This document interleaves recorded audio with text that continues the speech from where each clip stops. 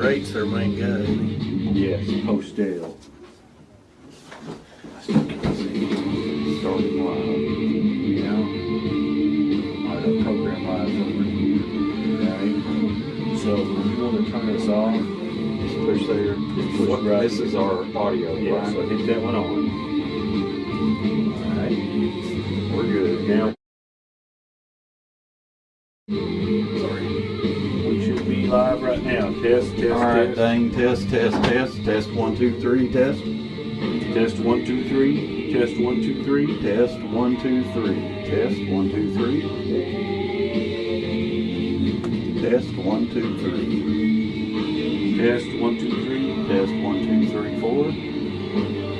Mic check. 1, 2, 3, 4. Mic Sounds check. good. Okay. Loud, loud. Sound okay? All right. Excellent. Program live.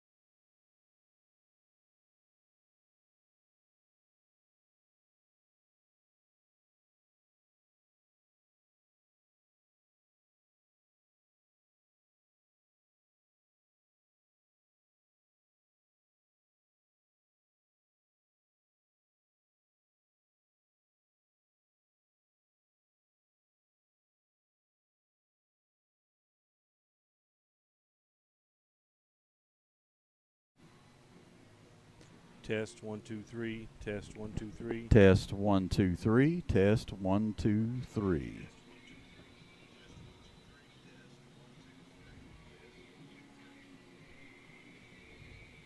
Test 1, 2, 3.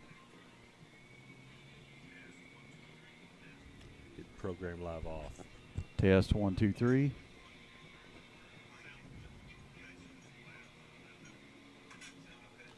Hit program live off.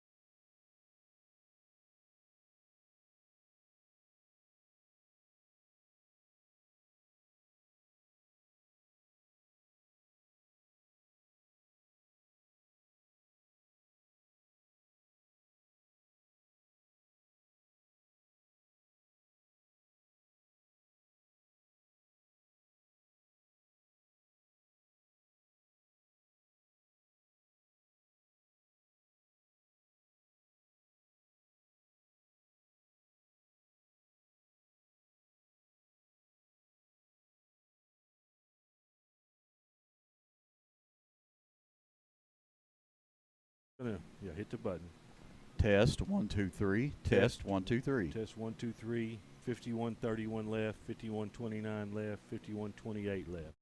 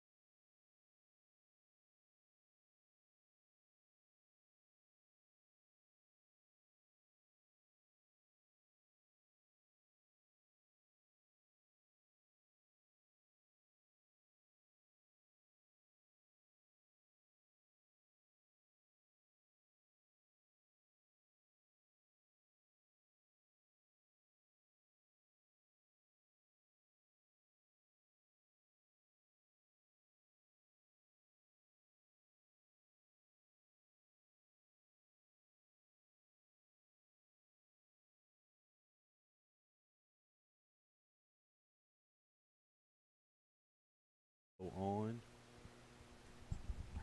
All right, folks, got about 30 minutes for game time. We're about to have the presentation of the homecoming court and queen. And this year's homecoming queen is Miss Lauren Chester. So happy for her, happy for all the ladies on the court. And we're going to turn our mics off and turn the loudspeaker mic on so you can hear the introductions.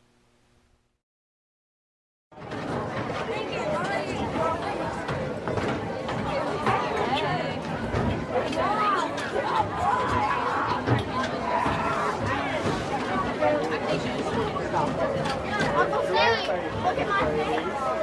What happened?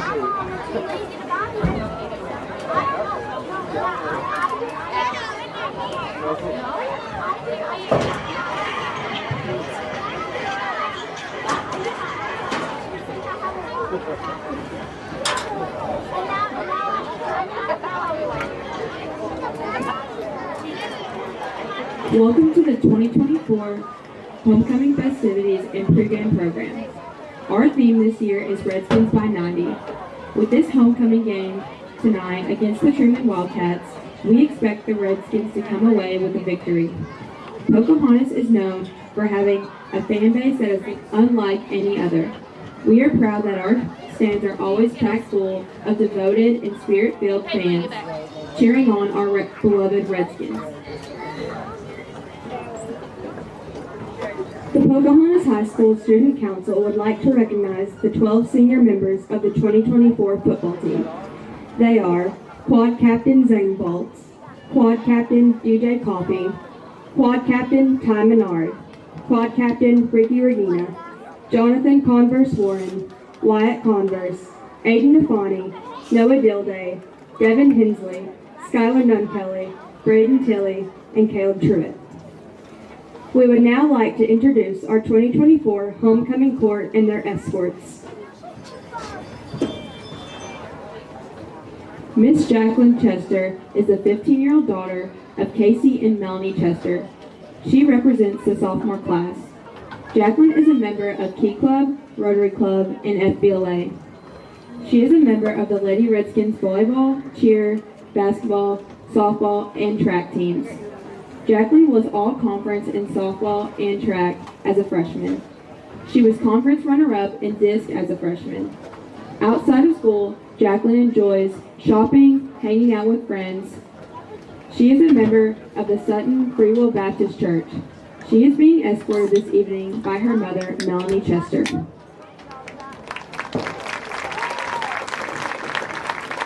Miss Mary Morgan Jansen is the 15-year-old daughter of Philip and Terry Jansen. She represents the sophomore class. Mary Morgan is a member of the Lady Redskins volleyball and cheer teams. She is a member of Key Club, Rotary Club, FBLA, Gifted and Talented, and is currently ranked #1 in the sophomore class. Outside of school, Mary Morgan enjoys traveling, snow skiing, reading, eating amazing food, shopping, going to the lake, and hanging out with her friends. She is a member of St. Paul's Catholic Church, CYM, and First United Methodist Church Youth Group. She is being escorted this evening by her father, Dr. Philip Jansen.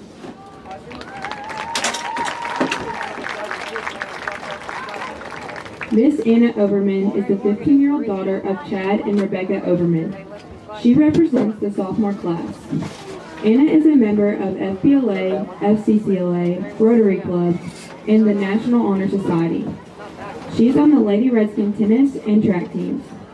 Anna is a member of First Free Will Baptist Church. Outside of school, Anna likes to hang out with friends, play tennis, and work at my mom's bookstore. She is being escorted this evening by her father, Chad Overman.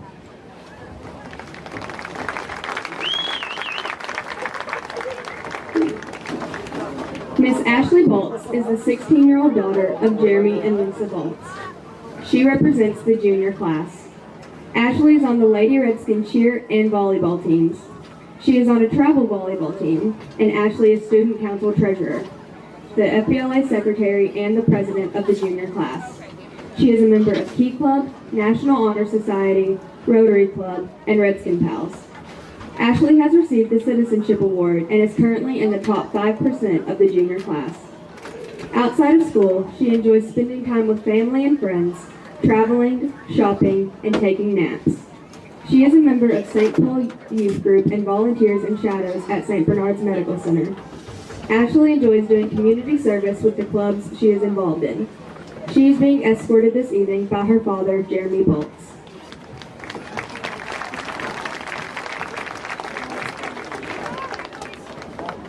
Miss Audrey Holt is the 16-year-old daughter of Brent and Amy Holt. She represents the junior class. Audrey is a member of the Lady Redskins volleyball and cheer teams. She is a member of Key Club, National Honor Society. She is currently ranked in the top 10% of the junior class. Outside of school, she enjoys spending time with family, her boyfriend, and hanging out with friends. Audrey enjoys playing on a travel volleyball team. She also loves to eat at El Capoco, shopping and napping. She is a member of Sutton Free Will Baptist Church and participates in the Stellar Youth Group. She is being escorted this evening by her father, Dr. Brent Holt. Miss Kinsey Ogden is the 16-year-old daughter of Michael and Shannon Ogden. Kinsey is a member of the National Honor Society, Key Club, Rotary Club, Redskins Pals, and Gifted and Talented. She enjoys helping with the Special Olympics Track and Field Day. She is currently ranked in the top 10% of the junior class. Kinsey is a member of the Lady Redskins volleyball, softball, and cheer teams. She was named All-Conference in her freshman and sophomore years. Outside of school, Kinsey plays on a travel softball team. She enjoys trips to U of A and OSU to spend time with her siblings. Kinsey enjoys spending time with family, hanging out with friends, shopping, and trips to the beach. She is a member of Sutton Free Will Baptist Church and participates in the Stellar Youth Group. She is being escorted this evening by her father, Michael Ogden.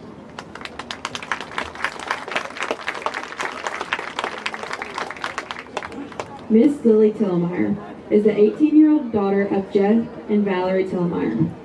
She represents the junior class. Lily is a member of the Lady Redskins volleyball, where she plays the libero position. She enjoys playing on a travel volleyball team during off-season. Lily is a member of the Rotary Club and Redskins Pals.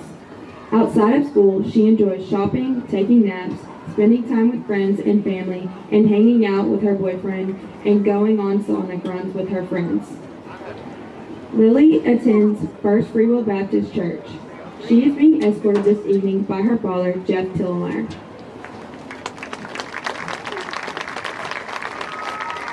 Miss Paisley Bolts is the 17-year-old daughter of Austin and Lorraine Bolts. She represents the senior class. She is a member of SWAT, Rotary Club, National Honor Society, and is the secretary of FCCLA. Outside of school, she enjoys baking, gardening, shopping, and swimming.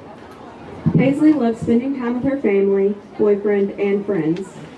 She is a member of the Sutton Free Will Baptist Church. After graduation, Paisley plans to attend Arkansas State University and major in radiologic sciences to earn a degree in diagnostic medical sonography. She is being escorted this evening by her father, Austin Bolts.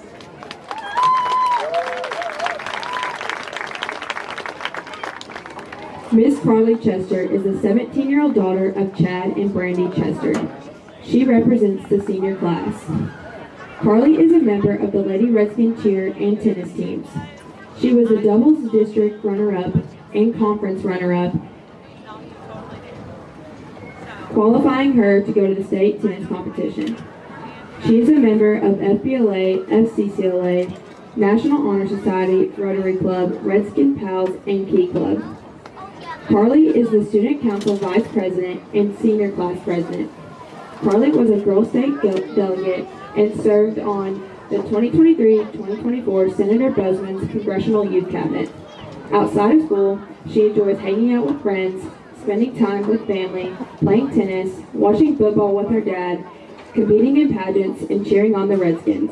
Carly volunteers as a poll worker for the Randolph County Election Commission. She is a member of Sutton Free Will Baptist Church. After graduation, she will attend the University of Arkansas to major in political science with plans to attend law school to pursue a career in politics. She is being escorted this evening by her father, Chad Chester.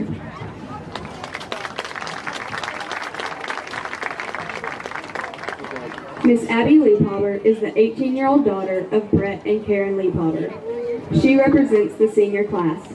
She is a member of the Lady Redskin basketball and cheer teams. Abby is a member of Key Club, National Honor Society, and Redskin Pals. She is the Rotary Club president and student council secretary. Abby currently is in the top 10% of the senior class and was a girls' state delegate. Outside of school, Abby enjoys spending time with friends and family, going to the lake, lifeguarding, and shopping. She is a member of the St. Paul Catholic Church and serves on the Youth Advisory Council for the Diocese of Little Rock, as well as writing articles for Arkansas Catholic. After graduation, she will attend the University of Arkansas and receive a bachelor's degree. She is being escorted this evening by her father, Brett Liebhaber.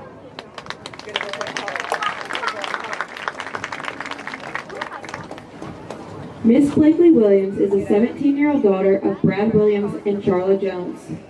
Blakely is a member of the Lady Redskin cheer team.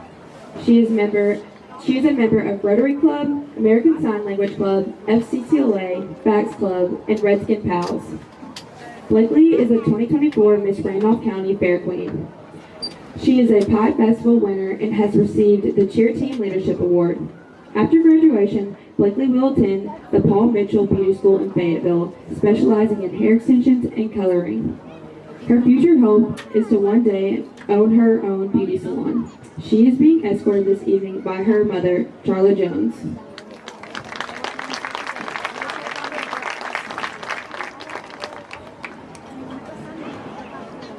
Ladies and gentlemen, we now introduce the 2024 Pocahontas High School Homecoming Queen.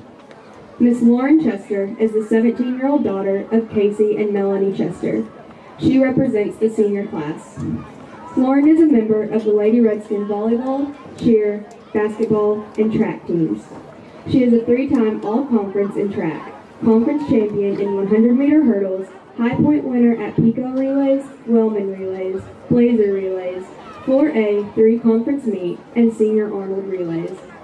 She is a member of the National Honor Society, SWAT, FBLA, Student Council Representative, President of FCCLA, and Redskin Pals Club. Outside of school, Lauren enjoys hanging out with friends, shopping, and playing pickleball. She is a member of Sutton Free Will Baptist Church. She is currently enrolled at Black River Technical College to earn an associate's degree in nursing.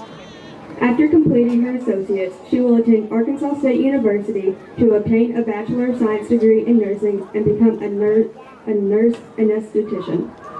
She is being escorted this evening by her father, Casey Chester.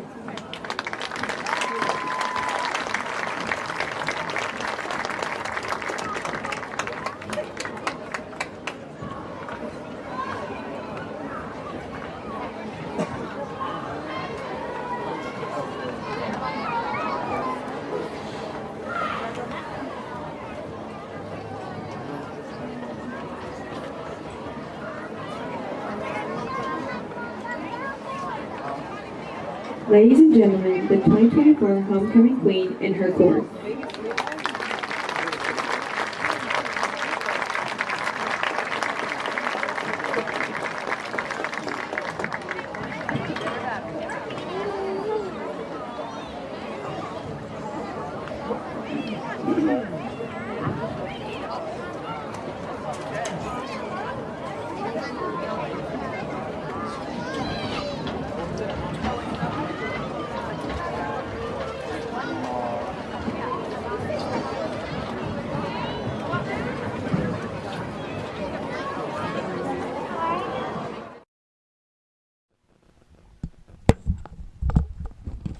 Folks, there you have it. Queen Lauren Chester and her court, escorted by her father, who has a second job tonight. He's hurrying off right now. He's going to do a quick change out of his suit, get his coaching gear on, and he's hopefully going to lead these Redskins to a big homecoming victory over Trumann tonight. So we're going to turn the mics off for another 5 or 10 minutes, and then we'll be back with some of the pregame.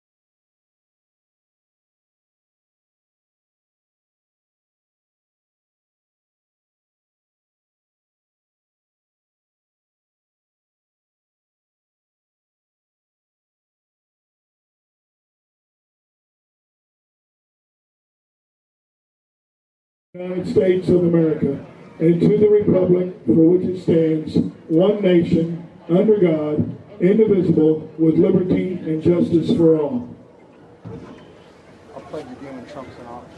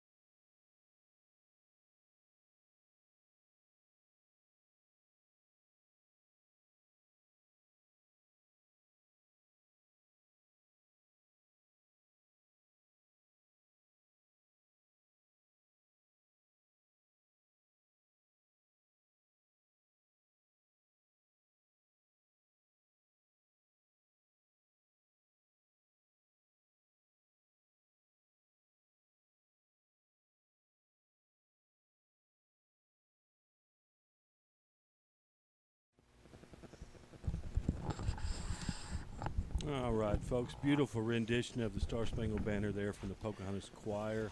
About 10 minutes to kick off right now. Aaron, we've enjoyed all the festivities, the parade today, the homecoming coronation, the senior honk this morning. We had had a great bonfire last night. I saw that. But now we got a ball game to play. Now we got a ball game to play, and so, I'm sure Coach Chester is in the locker room right now telling these guys, hey, this has all been fun, but it's time to play football. Yep. And so, a couple keys to the game tonight, Mike, as we wait on the captains to come out. They should be out shortly. A couple keys to the game tonight. I would expect to see DJ Coffee throw the ball a little bit, especially if we're in a good second down position. Yep. Just because, hey, it's very well possible that we could beat Trumann running the ball. Yep. But it's probably not going to be possible to beat the Blytheville Chickasaws being one-dimensional. And so we've got to practice that at this point. The Blytheville, and if you don't believe that the Blytheville Chickasaws can defend the pass and throw the ball a little bit, just ask the Nettleton Raiders. No kidding. You're exactly right, Aaron. So right now, Redskins offense averaging 257 yards per game, 217 rushing, only 40 yards per game passing. So you're right. Just if nothing else, we may need to practice on that, right? We did see I'm seeing DJ throw the ball with more confidence this year, I think, Aaron. Last week we had some really good gains in that little wide receiver screen, little hitch pattern. I like to see that. We talked all year. We talked when James was in there. I wanted to see them open the games with a little short passing game just to kind of get his confidence up. So, yeah. Yep. Absolutely. So we got the captains coming out, Mike, tonight, and I'll let you tell those folks who they are. Yeah, so we got Mr. Zane Baltz out there. We've got DJ Coffee, Ricky Regina, and Ty Menard out there. Just a great group of senior captains, great senior leadership that you're watching right there, seeing right there.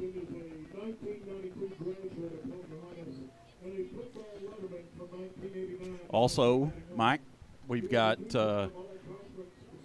our honorary captain tonight. Jeff Williams, honorary captain tonight. Old Opie out there with him. I miss seeing him out there. So Jeff was recently inducted into the Arkansas, correct me if I'm wrong, the Arkansas Head Coaches Association Hall of Fame. The Arkansas Coaches Association Hall of Fame. He got nominated last year, got inducted in this past July. We're hoping to get Opie up here in the booth at some point tonight so he can do a little bit of guest commentary with us. Yep. And so got Jeff there out there with the Redskins captains. The Redskins won the toss and elected to receive. And so that's definitely a good way to start the night is let's get out there and get that ball and get after them pretty quick. So, and Aaron, we look at this Trumann team coming in here. Right now, Trumann in conference play, 286 rushing yards per game.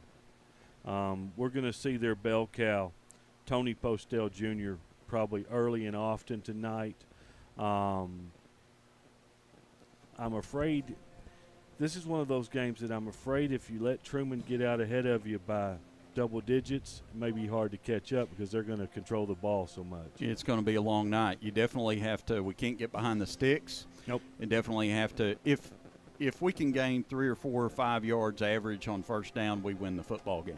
I agree. If we get behind the sticks and we're controlled by penalties, it's going to be a long night. So – Redskins are about ready to come through the Redskins tarp there, Mike.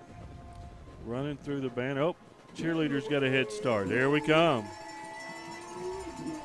Look like a fired up bunch tonight, Aaron. They sure do. They look like they're ready to play football.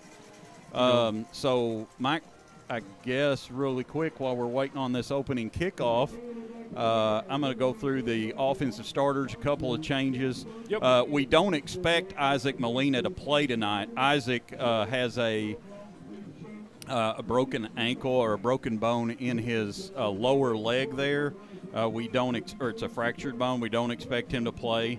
So therefore, Elijah Converse will be taking his place. I'm sorry, cancel that. That is Mr. Evan Thompson. We expect to take his place on the offensive line. We did see Brendan Arnold, number 10, who got hurt in the Gosnell game. We saw him.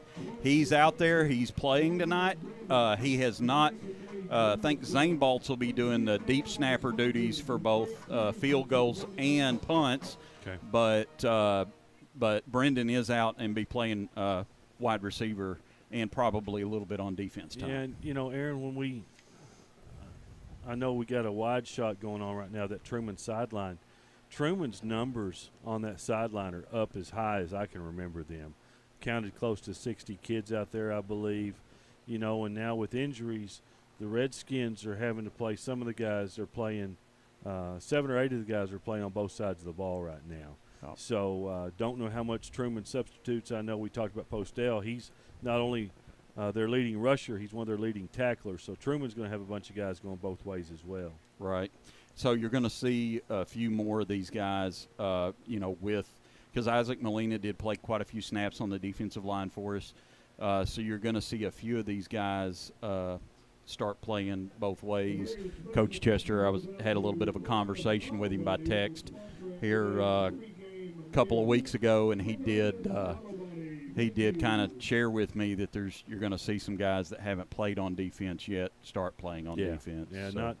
Not really surprised. Before we get to kickoff here, I want to thank our pregame sponsor, Baltz Chevrolet.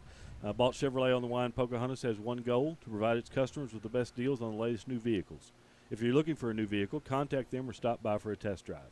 You can also get a quick quote online at baltzchevrolet.com. And we certainly appreciate those guys. I know we got some Dane got some interviews he's going to post to the Redskin Broadcasting Network Facebook page with some interviews of the captains. I think Opie Williams actually spoke to the team pregame. I don't know if we got any tape of that or not, but so it looks like we're going to have the X-Man back deep along with Mitchell. We know what happens when you kick to the X-Man, Aaron. He goes ice cream shopping. He goes ice cream shopping. That's a good So way to put it. we had a little bit of a delay there. We forgot to bring the chains out with all the homecoming festivities. But we got them now, and we're ready to play football. So, you know, not only is it a lot for the players on the it's a lot for the coaches as well. So. It is. Oh, my goodness. And that may have started the wrong way for the Redskins. They're going to give that ball to Trumann. Yep. They definitely were not ready for that pooch kick. So, Redskins were. That was be one of my next talking points. The Redskins +6 on turnover margin for the year. Now we're at +5. So, yep. Skins defense gets to rise up here. Trumann's going to start on the Pocahontas side of the 50 at the 42. I'll let you read off the numbers as you see them there in the backfield, Aaron. That's going to be Postel, I believe. Yep, that is. Yeah, Tony Postel Jr. Like I said, he's their bell cow. There's a flag on the play there, Mike. Okay. Not sure what the call is. Burgess on the tackle. It We're calling is his holding on Trumann, so that is going to back it up.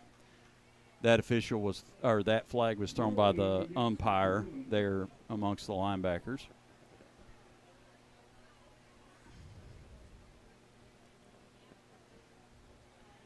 Yeah, Aaron, we talked about Trumann, 286 rushing yards per game. Postel's averaging 135 per game. He's got 4 TDs total in the past 3 weeks.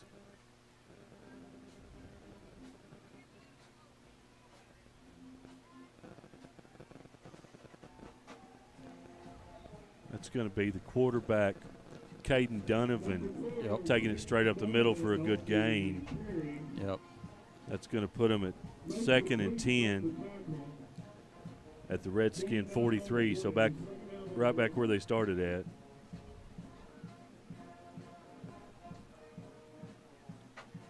Yeah, it takes a little bit to get used to this offense. You know, you've got, we call it the squirrel cage. Yeah.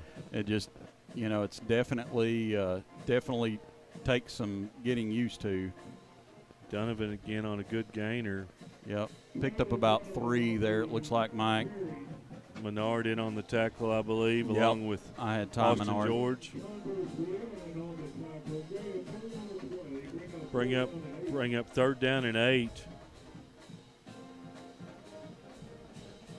A little bit of option handoff, maybe a holding there, and Postell got tripped up. It's definitely a holding, and they Priest in on the tackle. Yeah, definitely a holding there. It was that was a pretty easy call.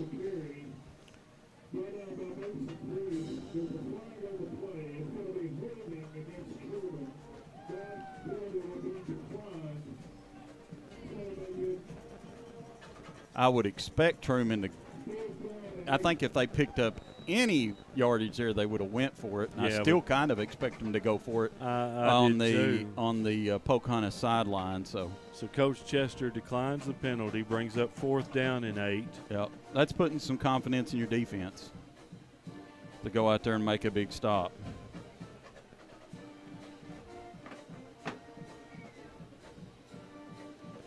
Unless there's a quick kick, Trumann is lining up to go for it here. Yep. Dumm's going to roll out. He's got a man downfield. That's going to be a catch. Yep, that's a catch. 1st down. It was a little bit of a low throw, but it was a catch, and 1st down. And Trumann's they're looking to go a little tempo here. 1st and 10 at the 28 of Pocahontas. Keeper up the middle.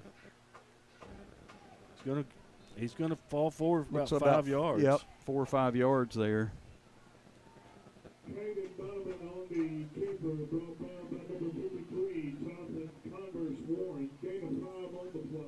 So gain of 5. So far, Trumann offensive line's getting a pretty good push.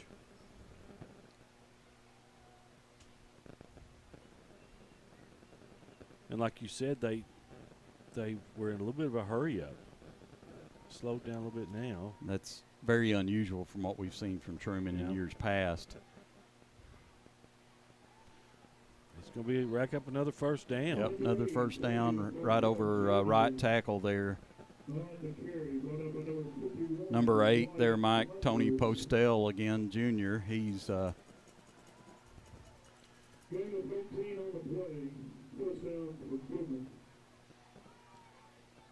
all right, we're going to be tackled down there. Yeah, it looks like about 3. Number 78's who I had on the. I've got 78 as Gettys. That's no, not Gettys. it was number. I believe that was 70. Gotcha. Carter Couch. Carter Couch. Yep. Yeah, the Redskins need to stand up here and definitely hold them out. You know, one of the things that I didn't mention, you know, because it hadn't really been a major issue for the Redskins this year, is giving the ball away, and so that opening kickoff really, really hurts. 2nd and 8. Donovan's going to kick it again. He's going to be wrapped up. Yep. Drop for a loss. Yeah, that was Austin George and Carter Couch there again. Going to put them in that's going to put them in a 3rd and long. So, you know, they got obviously two downs to go for it.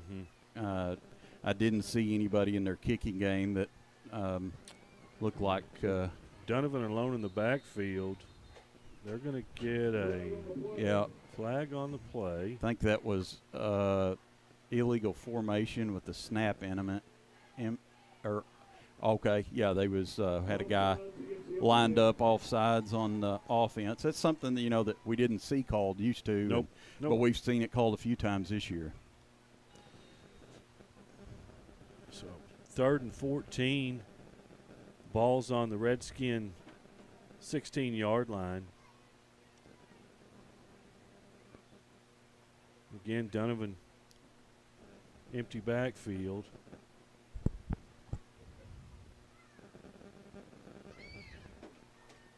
Trumann's having a hard time getting the play in. They're going to have to get a timeout. Timeout, Trumann.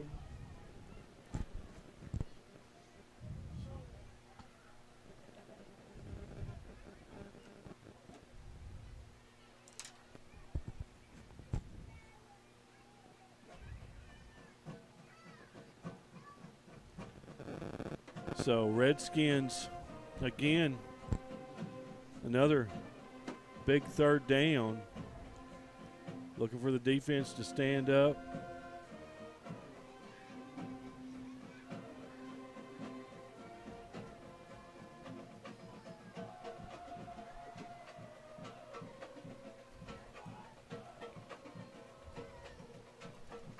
So we got the homecoming court down there. Dane getting us a good shot of all those ladies. Congratulations to them. I know they'll represent Pocahontas well. Back to the game here. There we go. Dumba drop back to pass. Well covered downfield. He's going for the postel in the end zone. It's overthrown. DJ Coffee almost there to intercept Good coverage by Coffee.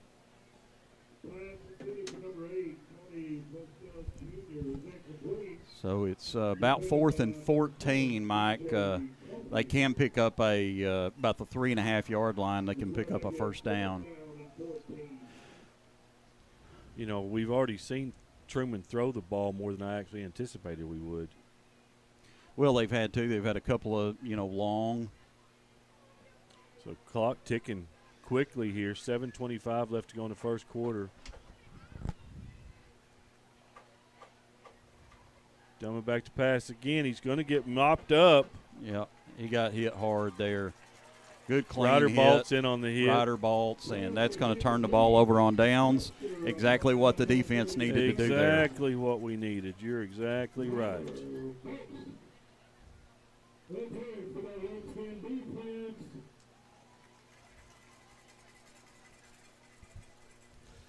So Redskins come out on first down.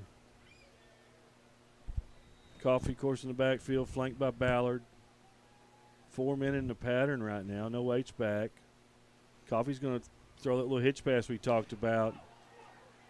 We're going to get a good gainer. Yep.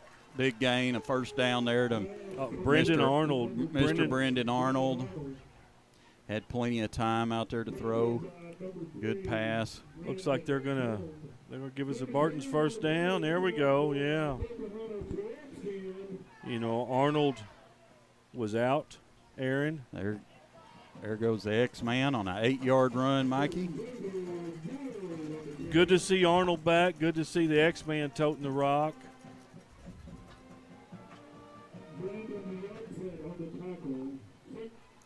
So 2nd and 3. Redskins with the ball on 37. Coffee's going to drop back to pass again. He's got a man downfield. Mitchell's open. Mitchell just barely overthrew him. And that's kind of what I said before the game. I kind of expected some of those. The ball was thrown exactly where it needed to be. It was. He was just maybe a step too far. But it was only where Mitchell or nobody else was going to catch it. So brings up a 3rd down and 3. Coffee's going to take it himself around the right side. He's got running room. He's going to bust off for about 13 yards down to the 50. Right there at midfield, Mike.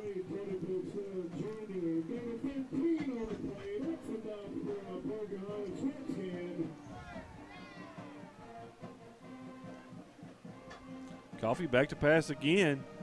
He's got Arnold. Arnold high points it. He's loose, Aaron. Yep. Touchdown, Redskins. Beautiful, beautiful pass and catch by DJ Coffee to Brendan Arnold, and we kind of missed that last week, Mike. Yeah, we sure did. That's the way to start for this Redskin offense.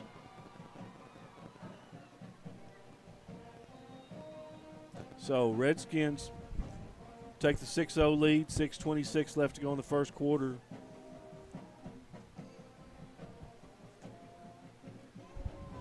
Going to line up for 2. Coffee and X-Man in the backfield. Coffee, little quarterback draw right up the middle. He's in. 2-point conversion good for the Redskins. And they're pumped up coming to the sideline, They are Mike. pumped up. I think, they didn't let that fumble on the kickoff Get them down. get them down. They come back, and they're ready to play football. They tonight, are ready Mike. to play football. We worry a little bit about all the homecoming festivities, and sometimes The it's coaches easy. do too. Yeah, I know, right? It's easy to get your mind off the ball game. So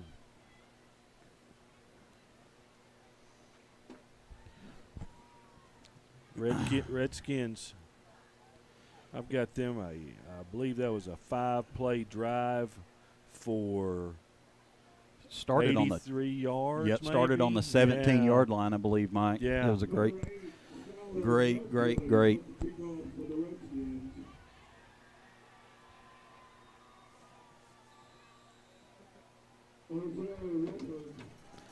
Little pooch kick. Yep. Number 4 there, Mr. Donovan to catch it.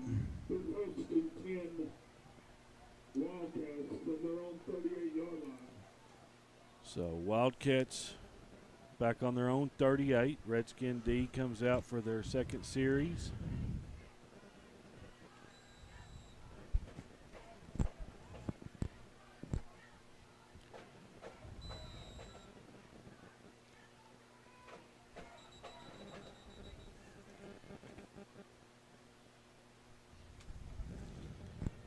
Got an official's timeout. Going to go over to talk to Coach Chester. I'm not sure what that's about there. Looked like some kind of letting them know, hey, So what was up?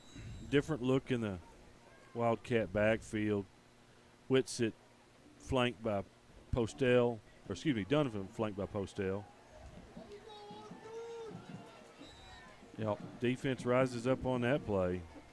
Yep, that was, this time they handed the ball to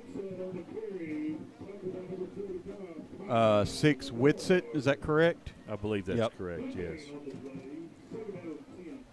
Yeah, Whitsitt averaging 71 yards per game. He had a TD last week.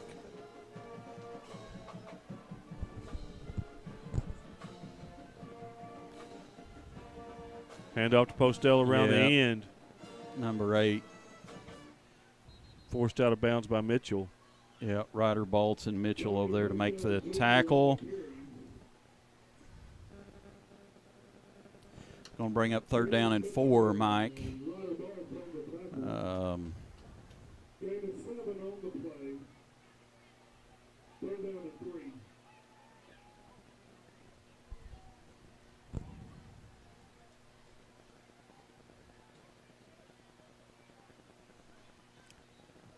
I got a text from our guest captain there. Jeff Williams going to be joining us, I believe, at halftime after Excellent. the That's band's awesome. performance. So that's going to pick up a first down for Trumann right at the 50-yard line.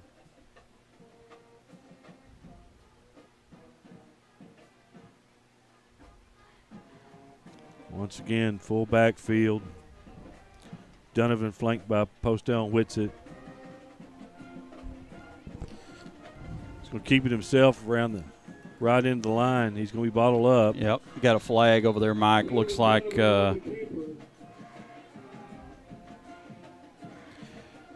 flag on the play over there, Mike, and looks like holding. Looks like we got Womack going in for Mitchell. Yep. They may see that they're trying to pick on Mitchell a little bit over there, so put a little bit more beef on that side. That's going to be a big mark-off. Yeah, 10 yards there from the spot of the foul, so they'll replay first down from there. It's going to bring up 1st and 20.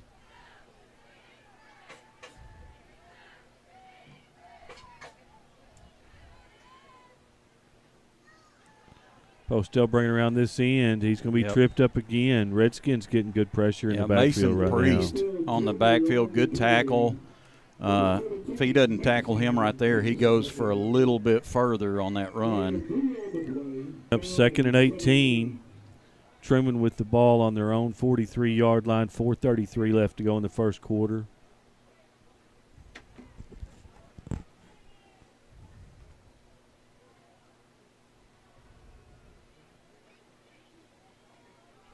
Handoff up the middle. That's going nowhere fast. Carter Couch with another tackle from that defensive front. Loss of 1 on the play. It's going to bring up 3rd and 18, Aaron. Redskin safeties and corners dropping off, expecting a pass here. Trumann once again having a hard time getting the play in. Looks like we're going to. Yeah, you got 4 guys back deep here, Mike. Yeah, we're going to switch Arnold and Wyatt Converse sides here. And Trumann's going to take another timeout. That's their second timeout of the half. Yeah, so 3:36 left in the first quarter. Redskins leading 8-0. Trumann down to 1 final timeout for the half.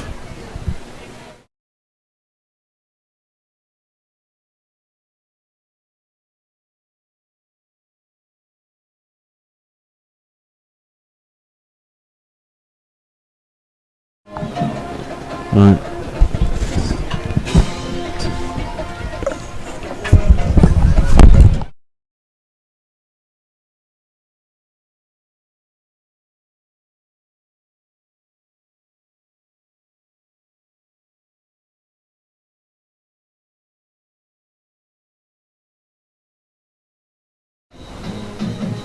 Folks, we got word we were having sound problems, so we've closed our window, turned off the lights, get nice and comfy.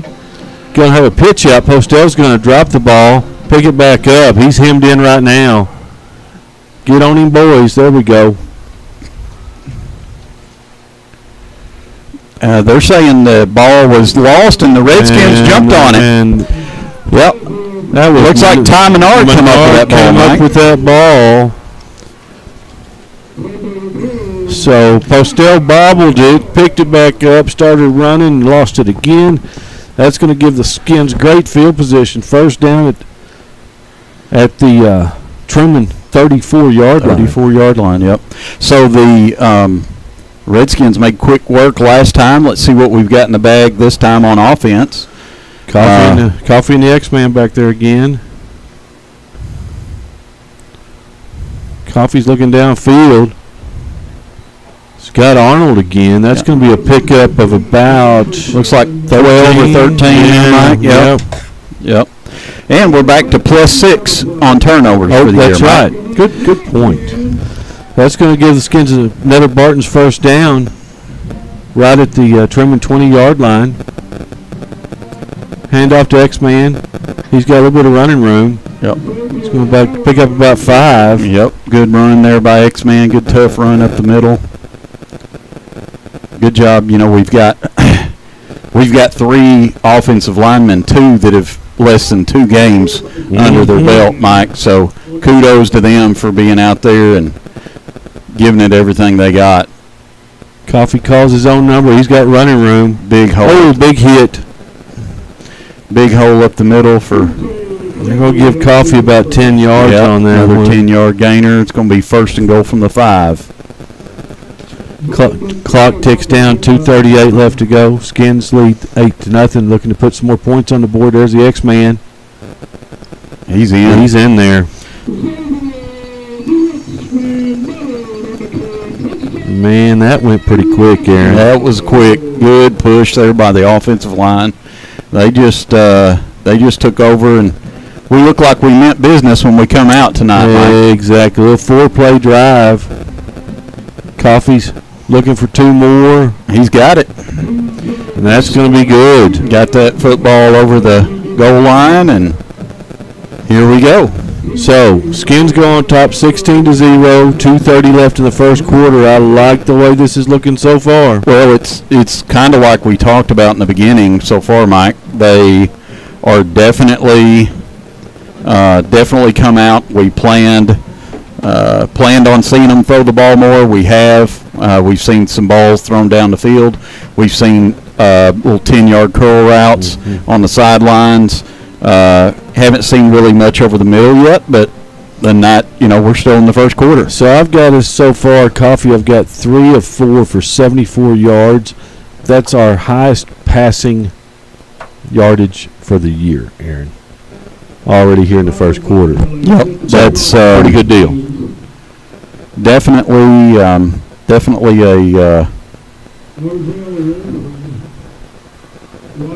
a good start for the Redskins, and we're going to see Kelly kick again,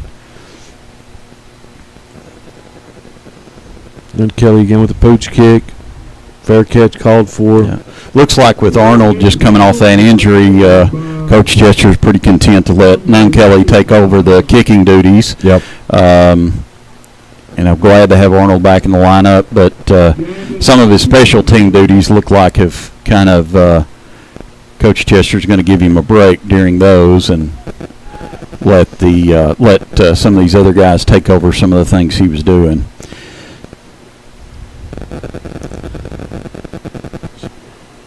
Redskins so far held this Trumann rushing game pretty well in check.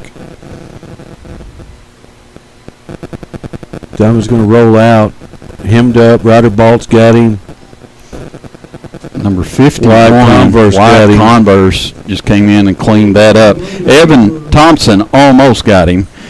He just outran him just a little bit over there on that edge, but good tackle over there by Converse, and that's what your outside linebacker is supposed to do. Seal that corner. And we know obviously Regina was a big loss, but Converse done a good job filling in. Yep. Handoff up the middle. Got a flag in the backfield.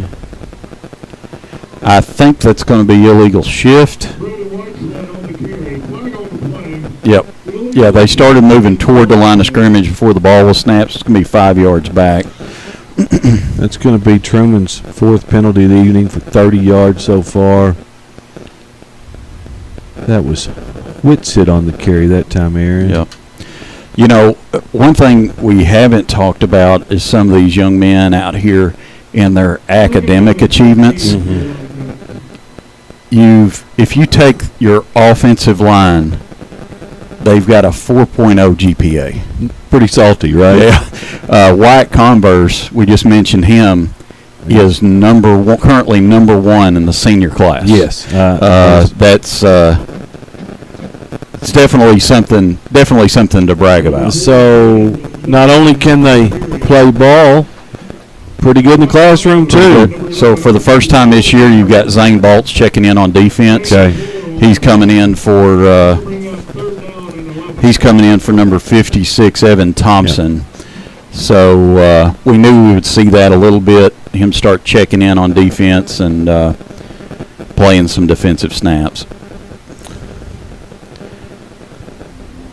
Trumann backed up 3rd and long, 3rd and 12 right now. Delman's going to look downfield again. Flush from the pocket. He's got a little bit of running room. See if we can get him hemmed up. He's going to get a first down and more. Didn't fumble the ball out of bounds. Yeah, fumbled it out of bounds there. But he's going to pick up 12, 13 yards and a first down. They had him flush. They just got to stay in the lane. Stay in that lane. We had a couple of guys over there that, they got a little too aggressive wanting to make that tackle, but didn't seal off the edge there. So it's going to bring up 1st and 10 for Trumann at the Redskin 47. Clock ticks down to 44 seconds to go in the quarter. Ball out of bounds, stop the clock.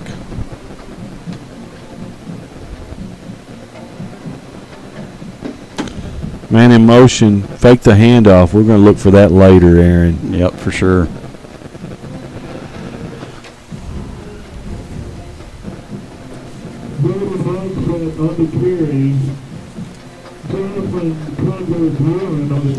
Converse Warren in on the tackle. Picked up 5 there, so Trumann looking at 2nd and 5 from the Redskin 42.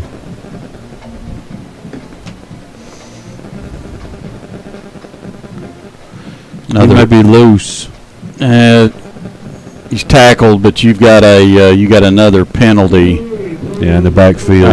Bring that one back. So that one's coming back. Another illegal shift. on Trumann. Yeah, they're getting a little bit of a head start toward the line of scrimmage there, Mike. You can run side to side, you just can't run toward. Unless it's, what is it, the Canadian Football League? Canadian Football League, they can go forward. That's right. Thompson back in. Yep, Thompson back in for Zane Baltz. That's going to back him up to second and 10. 10, yep.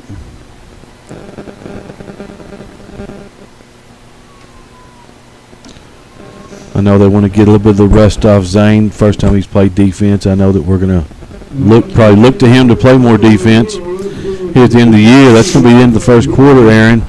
Redskins lead 16-0.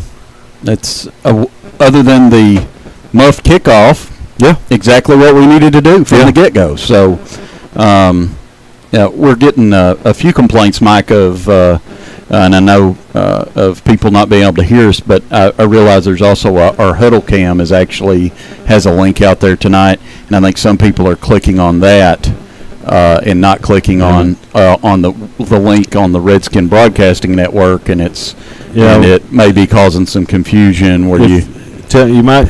Folks that can hear us, tell your friends, do not click on the link that shows a scoreboard in the lower left-hand corner. That is this Redskins huddle camera that automatically starts a YouTube feed every time we start the ball game. So the link that you can hear on is on the Redskin Broadcasting Network Facebook page, as well as Pocahontas PSD TV on YouTube. Postel finding some room around the corner.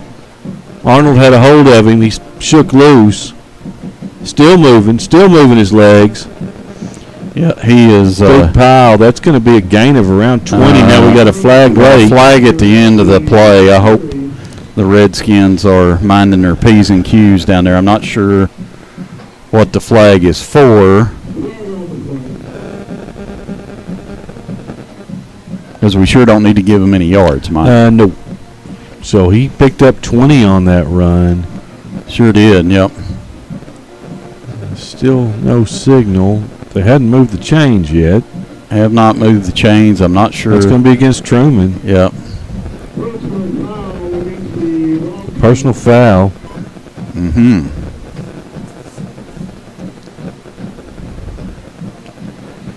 So that's going to back him up.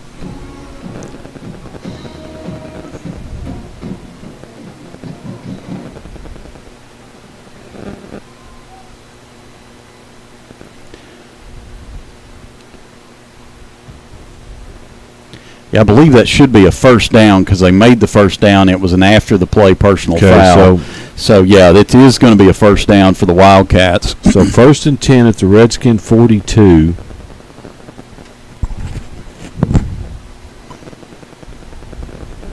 Good running room there. Yep, good tackle there by number 5, but he had a Donovan going to be tackled by Womack, but he got good for another first down. Picked up 12 on that play. 12-yard gainer there for Donovan. Oh. Yeah, so we've had Donovan, a healthy diet from then. Number 4, Donovan, and number 8, Tony Postel.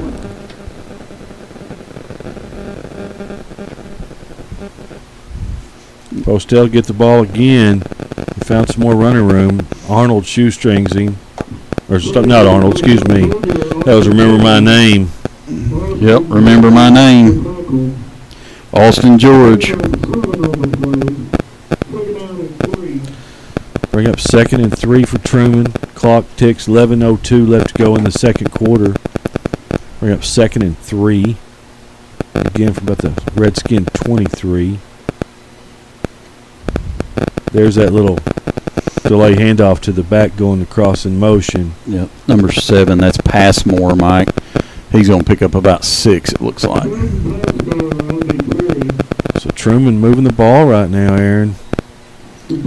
Best drive they've had all night so far. Coach Chester's going to call a timeout. See if he can get things rearranged a little bit. That was Coffee in on the tackle there. Flip it over to Dane Dillon on the sidelines and let him kind of get you a sideline cam shot there. Dane's posted some videos on our Facebook on the Redskin Broadcasting Network Facebook page. If you have time, check that out. We mentioned Skins picked up a couple of Barton's first downs there, Aaron. Barton's of Pocahontas continues to be an employee-owned local building material and hardware retailer that offers quality home improvement products and solutions at the best price to help customers achieve their dreams. Please stop by and see Bobby and the team for all your building material and hardware needs. Again, we appreciate Barton's and all of our sponsors.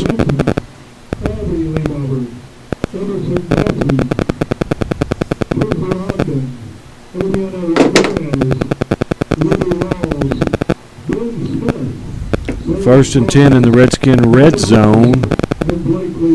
Postel's going to get the handoff up the middle. He's going to bounce outside. He's got a little bit of running room. Got another flag in there, but I think they're going to call it back. It was definitely holding when your guy can't turn around. That's it's pretty easy. There's a Trumann, pretty easy call there. Trumann has shot themselves in the foot tonight.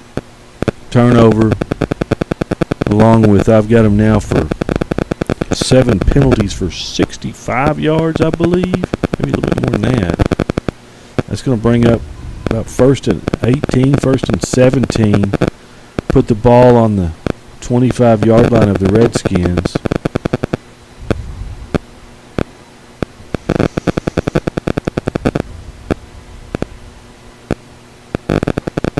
Man in motion on the end around.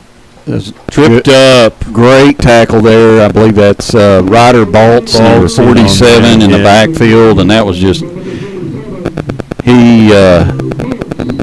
he was going to gain about 10. Instead, he lost 1.5. Baltz on the tackle for loss. Bring up 2nd and 18.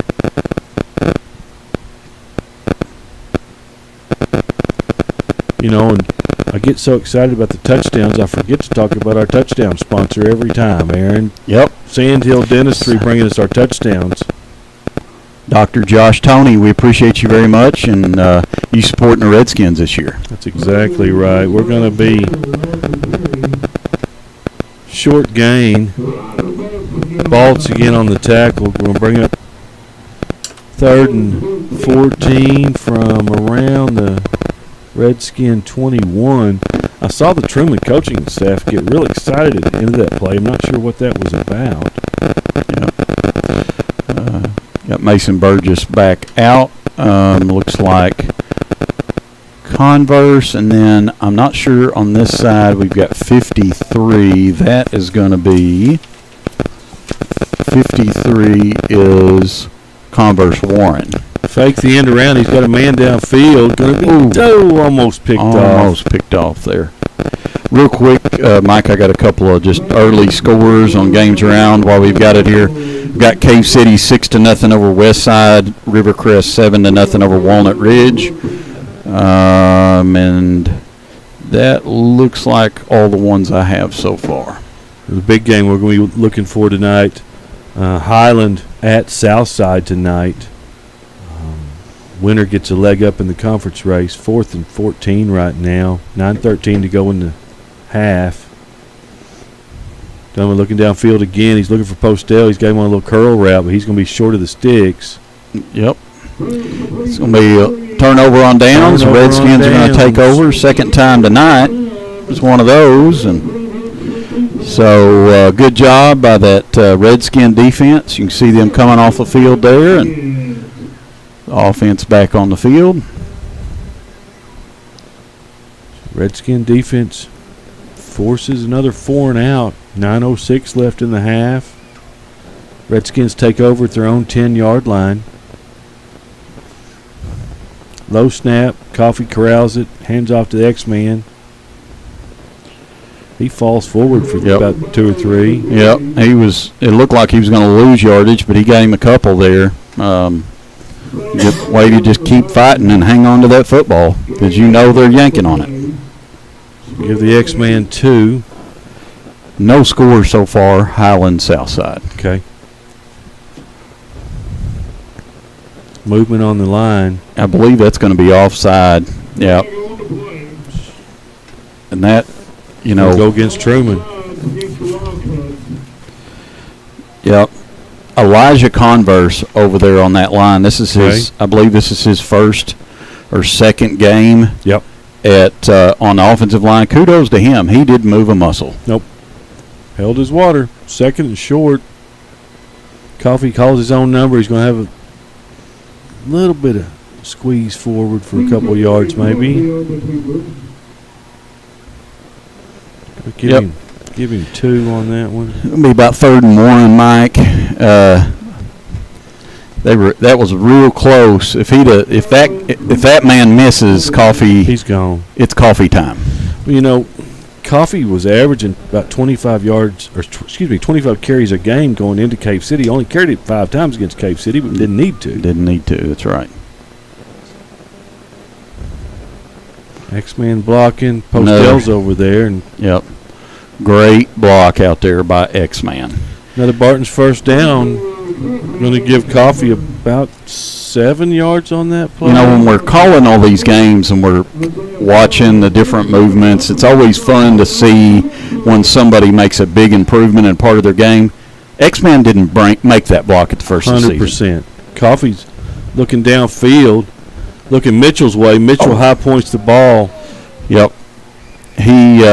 He'd like to have that one back, Mike. He would like to have that one It hit him in the hands. He thought he had it, but kudos. You know, he had a man right on his back, but it was a great-looking pass by Coffee. I mean, we've seen that all night. We haven't seen a bad pass. He's throwing it to where his man gets it, or I like the way Coffee's throwing the ball downfield right now. 2nd and 10 for the Redskins at their own 25. Coffee looking at that hitch pass. Got some running room. It's Arnold again. It's going to be good for about 20 and another Barton's first down. Yep. Great pitch and catch there from Coffee to Arnold. Postel in on the tackle there. He's seeing a lot of time on both sides of the ball.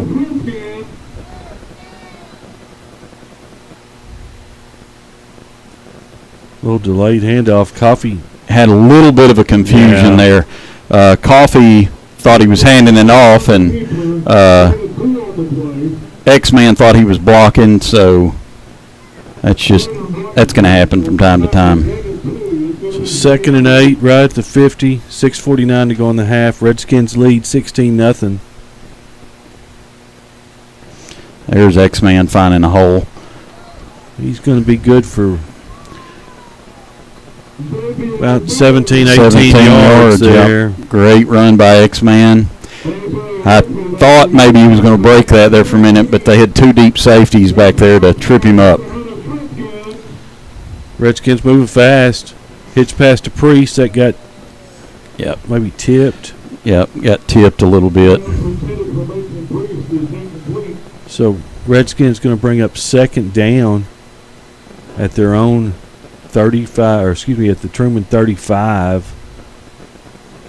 2nd down and 10.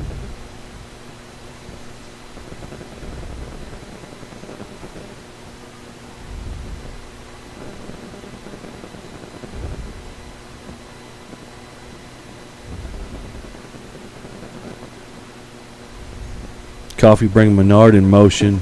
Usually a lead blocker. He picks up the first man for X-Man. X-Man's loose in the defensive backfield. Still moving his legs. Yep. That's going to be a gain of 12 for the X-Man.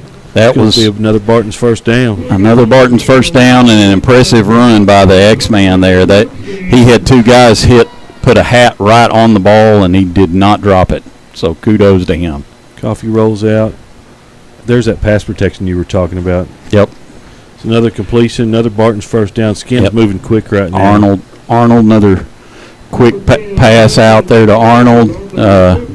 Good pickup there on that side by X-Man, blocking for his quarterback. Arnold just went over 100 yards receiving. 5 catches for 106.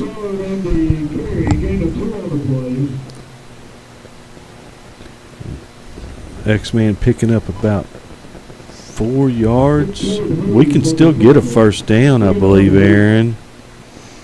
Yep, you can get a first down right about the 3, Mike, it looks like.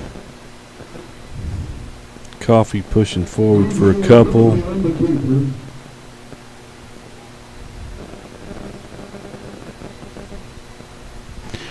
Third down and 4, it looks like, Mike. Okay. Redskins going turbo right now. Hitch pass. That may have bounced. Yep, just a little bit low out there. Coffee had a man right in his face, and he had to get rid of that ball, and just a little bit low. Coffee right now, 5 of 9 for 106 with a touchdown. Bringing up a big 4th down here. 4th and goal, or no, not 4th and goal. 4th and 5 from the 8. Looks like about the 8-yard line, Mike.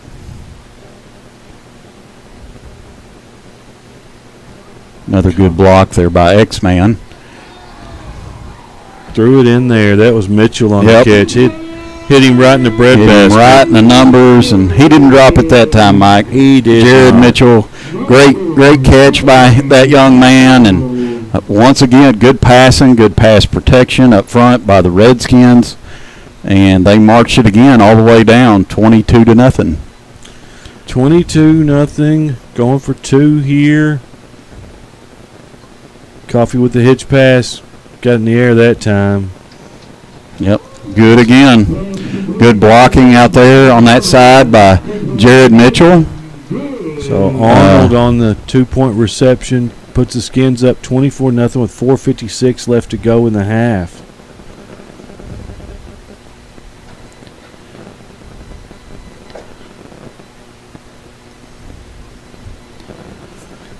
Play drive there. Good looking drive. Good mix. Good looking drive. Mixed it up. There was nothing for Trumann to, when we get, I guess it doesn't matter if you're one-dimensional, if you're picking up 5-10 yards of carry. But that's exactly right. So that is, you're 100% correct there.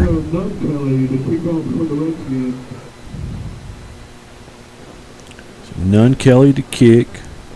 Again, 4:56 to go. Redskins lead 24-0. Didn't score as quickly as we did last week against Cave City, but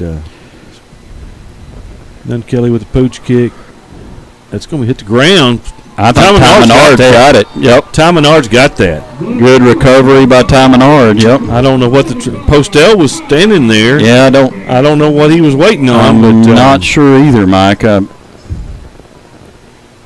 So, Redskins now with 2 takeaways on the night. It's going to set them up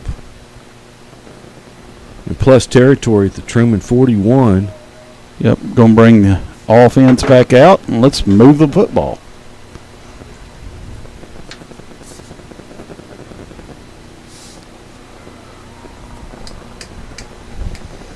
Coffee rolling out. He's got a man downfield. I believe he caught that. Great catch then. Right at the stick. I believe that was Arnold again. Yep. We got the medevac helicopter flying over around the field here, giving the fans a little show. Here they come back around, just having a little flyover air show here for another Barton's first down, another Sandhill Dentistry touchdown. X-Man's looking for more. Go give him about 7 on the carry. Another 7-yard carry there. And that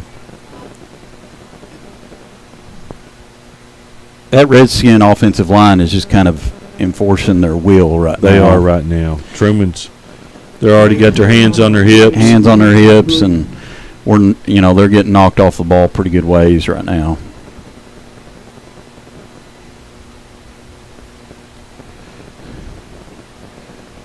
Coffee flushed. He's looking downfield. He's got a man. Good coverage. Walked away. What a pass with the way he got hit.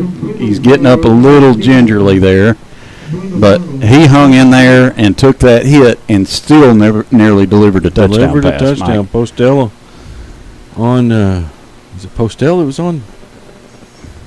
defense there? Surely not. No, that would have been number, I believe it's number 4 back there, Mike. That is Donovan back there in deep safety. The quarterback, all right. Movement, it was 3rd and 3. They're going to get the that's a first down for the Wildcats Redskins. for jumping. That happens when you get a little tired. Give the Redskins another Barton's first down at the Trumann 19, 3:58 to go in the half. Redskins lead 24-0. Redskins slowing the pace down a little bit right now. Yep. They're going to try to milk this clock at this point. Get it down as far as we can take it.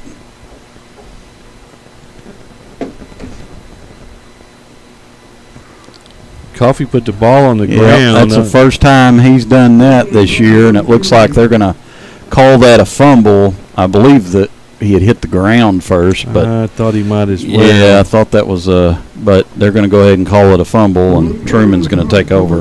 That's the first time we've seen Coffee.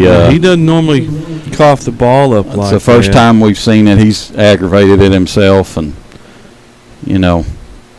hey, I don't remember the last time we saw T.J. Coffee put the ball on the ground, and if he ever has. So Trumann backed up on their own end at their own 15, 3:51 to go in the half. Wow, Mr. number 56 there, that's Mr. Evan Thompson just getting off the ball and making a big tackle for loss back there, Mike. Thompson, we talked last year, Regina kind of took us by surprise, right? He just we weren't really sure what kind of player we were going to have, and just he had a all-conference year, and Evan Thompson is one of those kids for this year, along with Know My Name, Mr. 11 George. Mr. Austin George. They have definitely taken on these new starters role. I guess number 15's got to come out. I don't know if he's had an equipment issue or something there, Mike, but they're taking him off the referee stop play there and taking him off the field. 2nd and 12. Thompson with the tackle for loss. Here we go. Get him, boys. Yep. That would be Elijah, number 51. That's Jonathan Converse, I believe. That's correct. White Converse. White Converse, I'm sorry. There's a lot of Converses. There are. Gain of 6, going to give them about 3rd and 6. Clock is, okay, it wasn't moving there for a minute.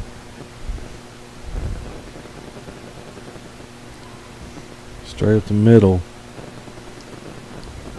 And we'll give him 3. Whitsitt on the carry. Timeout Redskins. I had time and art on that tackle, Mike. Yeah, it's going to bring up 4th and 4. Yep. Redskins take their second timeout. Each team's got 1 remaining by my count, Mike. So we take a look around the conference. We already mentioned the big game at Southside tonight, Aaron. Right now, Southside and Highland both 3-0 in conference. Pocahontas 2-1, along with Blytheville sitting at 2-1. Gosnell is at Blytheville tonight. Gosnell picked up a win over this Trumann team last week. Gosnell now 1-2 in conference. Trumann 1-2. And then Cave City and Westside. And Westside is at Cave City tonight. Right. Cave City is up in that matchup. 6-0 by when we last checked.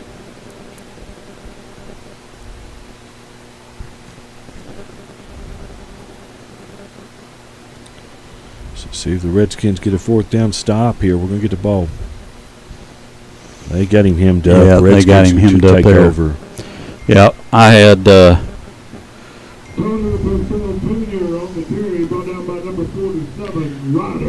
Ryder Balt's in on another tackle. That's another young man that's stepped into a starting role and just had a whale of a year. You see his confidence growing every game. Redskins deep in Trumann territory. First and goal, or excuse me, first down at the 22 of Trumann.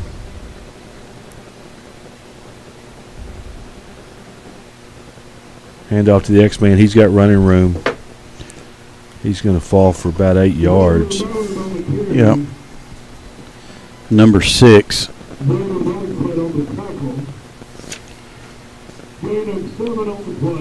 Whizzing it on the tackle there. 2:13 left to go in the half. Redskins looking at 2nd and 2, 2nd and 3. Coffee fakes the pitch. He's found running room. He's in. He's in for a touchdown.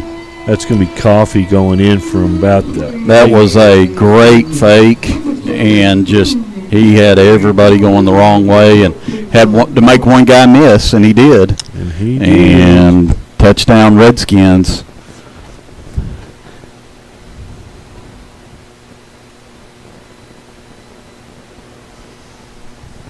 Quick 2-play drive. Redskins looking for more, up 30-0. Coffee rolls out again. He's going to pass it back. Going to pass it back to Wyatt Converse. Wyatt Converse is in for the 2 points. Sure is. Yeah, great catch and run by Wyatt Converse. That's a new wrinkle we haven't seen before. We have not seen that. Holy smokes. So Redskins up 32-0, 1:59 left to go in the half. I don't think we expected I did this. not. I expected us to definitely, win tonight if we played the way we needed to play, but I don't think anybody expected it to be 30-plus points in the first half by the Redskins. I've got Coffee so far with just 7 carries now for 55 yards. That's not too bad. X-Man with 9 carries for 58. And then we've got Coffee, 7 of 12 for 124 yards passing. By far, probably, if you take out the DeWitt game, his best performance. 100%. In a long time. That may not go 10 yards. I don't think that's going to go 10 yards. Yeah. That's going to put Trumann in good shape. 1:59 to go. Skins lead 32-0. I really didn't see this coming. Not at all. Probably, sure enough, didn't see it as soon as we fumbled the. As soon as we we muffed the opening kickoff. We think everybody was a little concerned at that point. So that was another Sandhill Dentistry touchdown. Sandhill Dentistry is located at 2654 Thomasville in Pocahontas. For the skilled, caring, and professional family dentist you deserve, please stop by to see Dr. Josh Toney and his wonderful staff. Thank you, Dr. Josh Toney. Thank you, Dr. Toney. We're right Sandhill Dentistry touchdowns tonight. The rate we're going, we may see Dr. Toney's son out here tonight pretty quick. And he's going to find a man downfield, and it's good coverage. That is going to be a flag on Ty Menard. He did make a mistake there. He hit that young man late and hit him high. He should have pulled up there, but that's going to give Trumann. That's going to give him 15. Good 15 yards. That's Redskins' first penalty. It was a mistake. It was just a little bit late, but. Yeah, he didn't mean to. He was just playing aggressive. They're excited. It's homecoming. They're out there trying to make a play, and it happens. For these seniors, it's last homecoming. You always want to make it memorable. Obviously, you want to go out with a win. Well on their way to that so far. Drop back to pass. That could have been a Converse in on. Flushed him. Menard cleaned him up. That's exactly right. Make a mistake, you come back, make a play. That's right. Good job, Ty Menard right there. It's going to bring up no gain, 2nd and 10. Trumann with the ball on the Redskin 33. Clock ticks down to 1:23 to go in the half.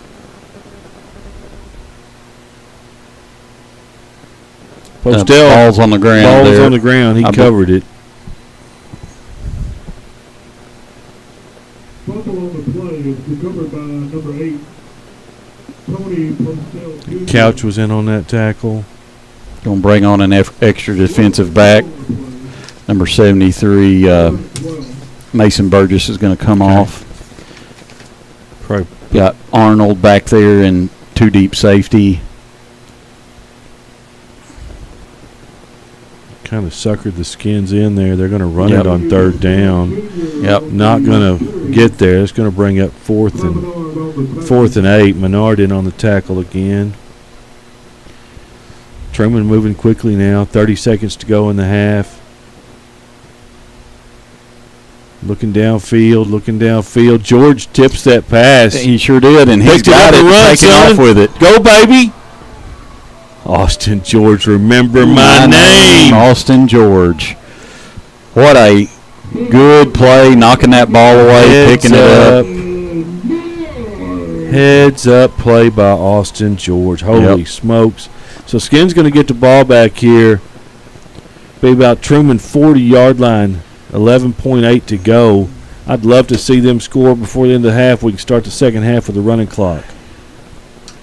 Yeah, looks like we're not in kneel-down formation. Looks like we're going to. And Truman's going to use their last timeout. Yep. That was a heads-up play by George. It was a heads-up play. Sometimes when you knock that ball out of the quarterback's hand, you don't know where it is. No, and that's what I said. He's one of those kids that he's got a head for the ball. He finds it, right? Ty Menard's the same way, and 100%. that's the reason that young man is playing football on Saturdays next year. He's picked up his 5th offer from Hendricks this time. Yep. I mean, that Ty Menard, if the football's on the field, I'm convinced if it was the same color as the grass, he could find it. I agree. Yeah, he just has a nose for it, that's for sure.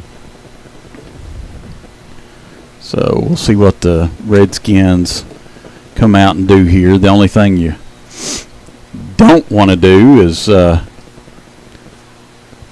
it over. Yeah, turn it over or let the quarterback take a big hit on this last play.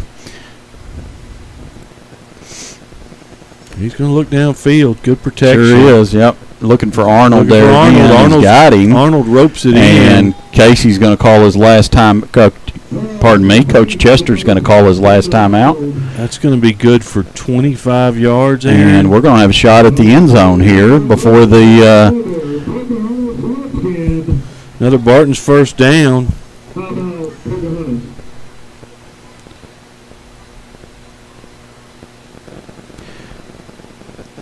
That's going to give Arnold 141 yards receiving.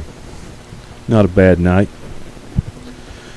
Redskins, the Barton's first down, 1st and 10 on the 15. Clock ticks down to 4 seconds to go, so we got one shot at the end zone here probably, Aaron. Yeah, one shot. You got one more play. You know, we're going to take a shot at the end zone. I expect them to blitz. You might. I would expect that, but, we'll see. Or we might be playing chess and get a delayed handoff to the X-Man if they're they're going to have their ears peeled back. They're definitely, if they come on that blitz and we do hand the ball off to X-Man, it may be a house call.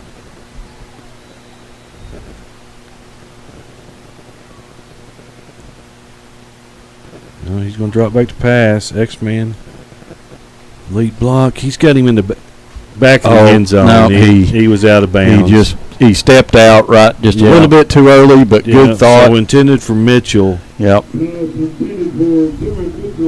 So that's going to bring us to halftime. Redskins lead 32-0, Aaron. We're going to have our GTS physical therapy halftime show. The band's going to come on the field. And, folks, stay with us after the band. We're going to turn the mics on and let you hear the band. And after they're out of here, we're going to bring we got plans to bring Coach Jeff Williams up in the booth with us. So stay tuned for that as well. Redskins lead 32-0. We'll be back in just a second.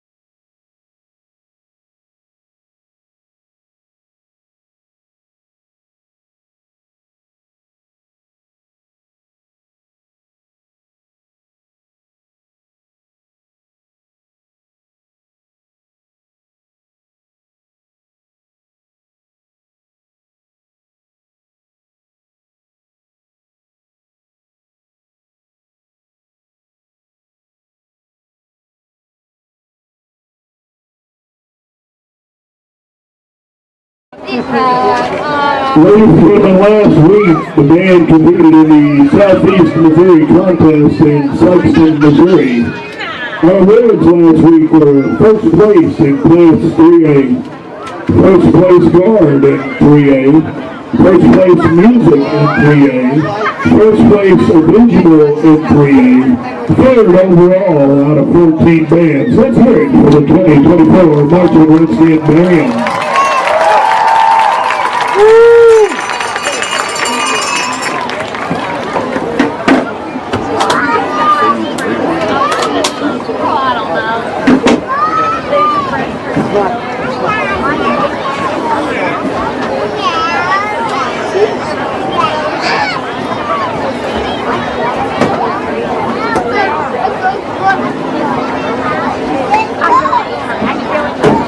Y'all gonna do Ava? With the song.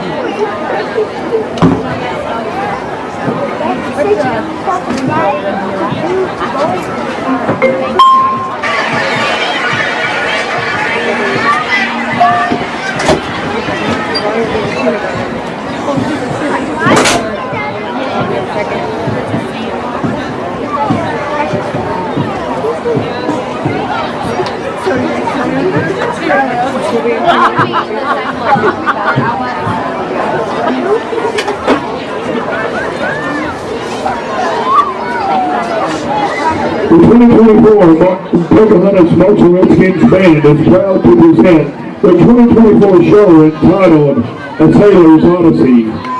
This show will feature soloists Marisa Beaver, Teddy Wilfon, Cameron Baffron, and Skylar Nunkelly.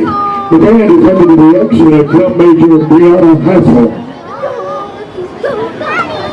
Drum major, is your band ready?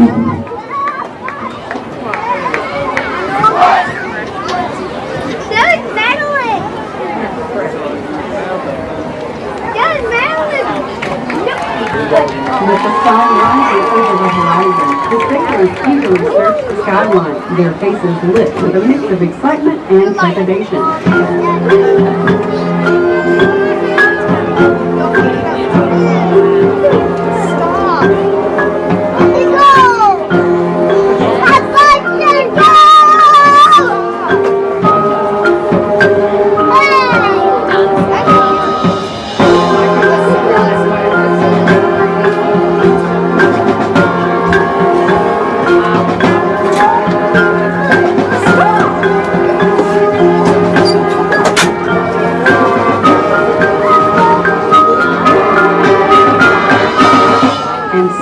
Our odyssey begins.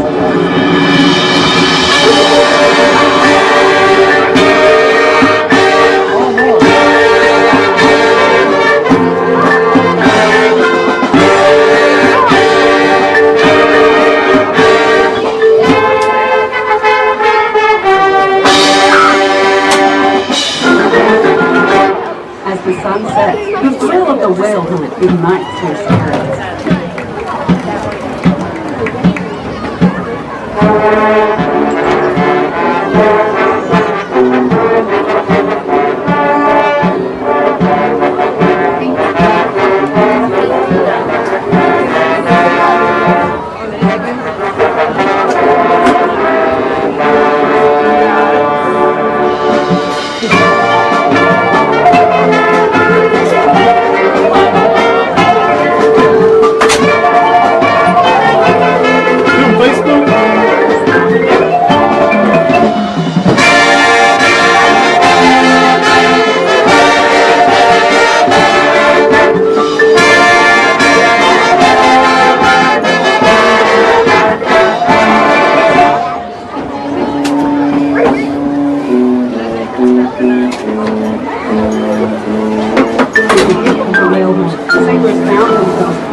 By the mesmerizing sound of a siren, her ethereal voice weaving a spell that drew them into the depths of the sea.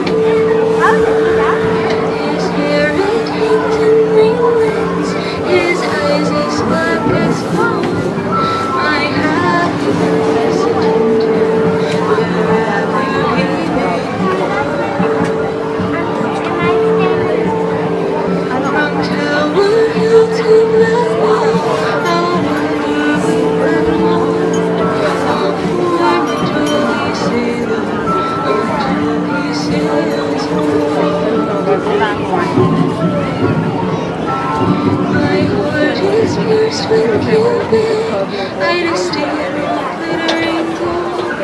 There is nothing else. The sailors slipped beneath the waves, their fate sealed in the cold depth of Davy Jones' rock.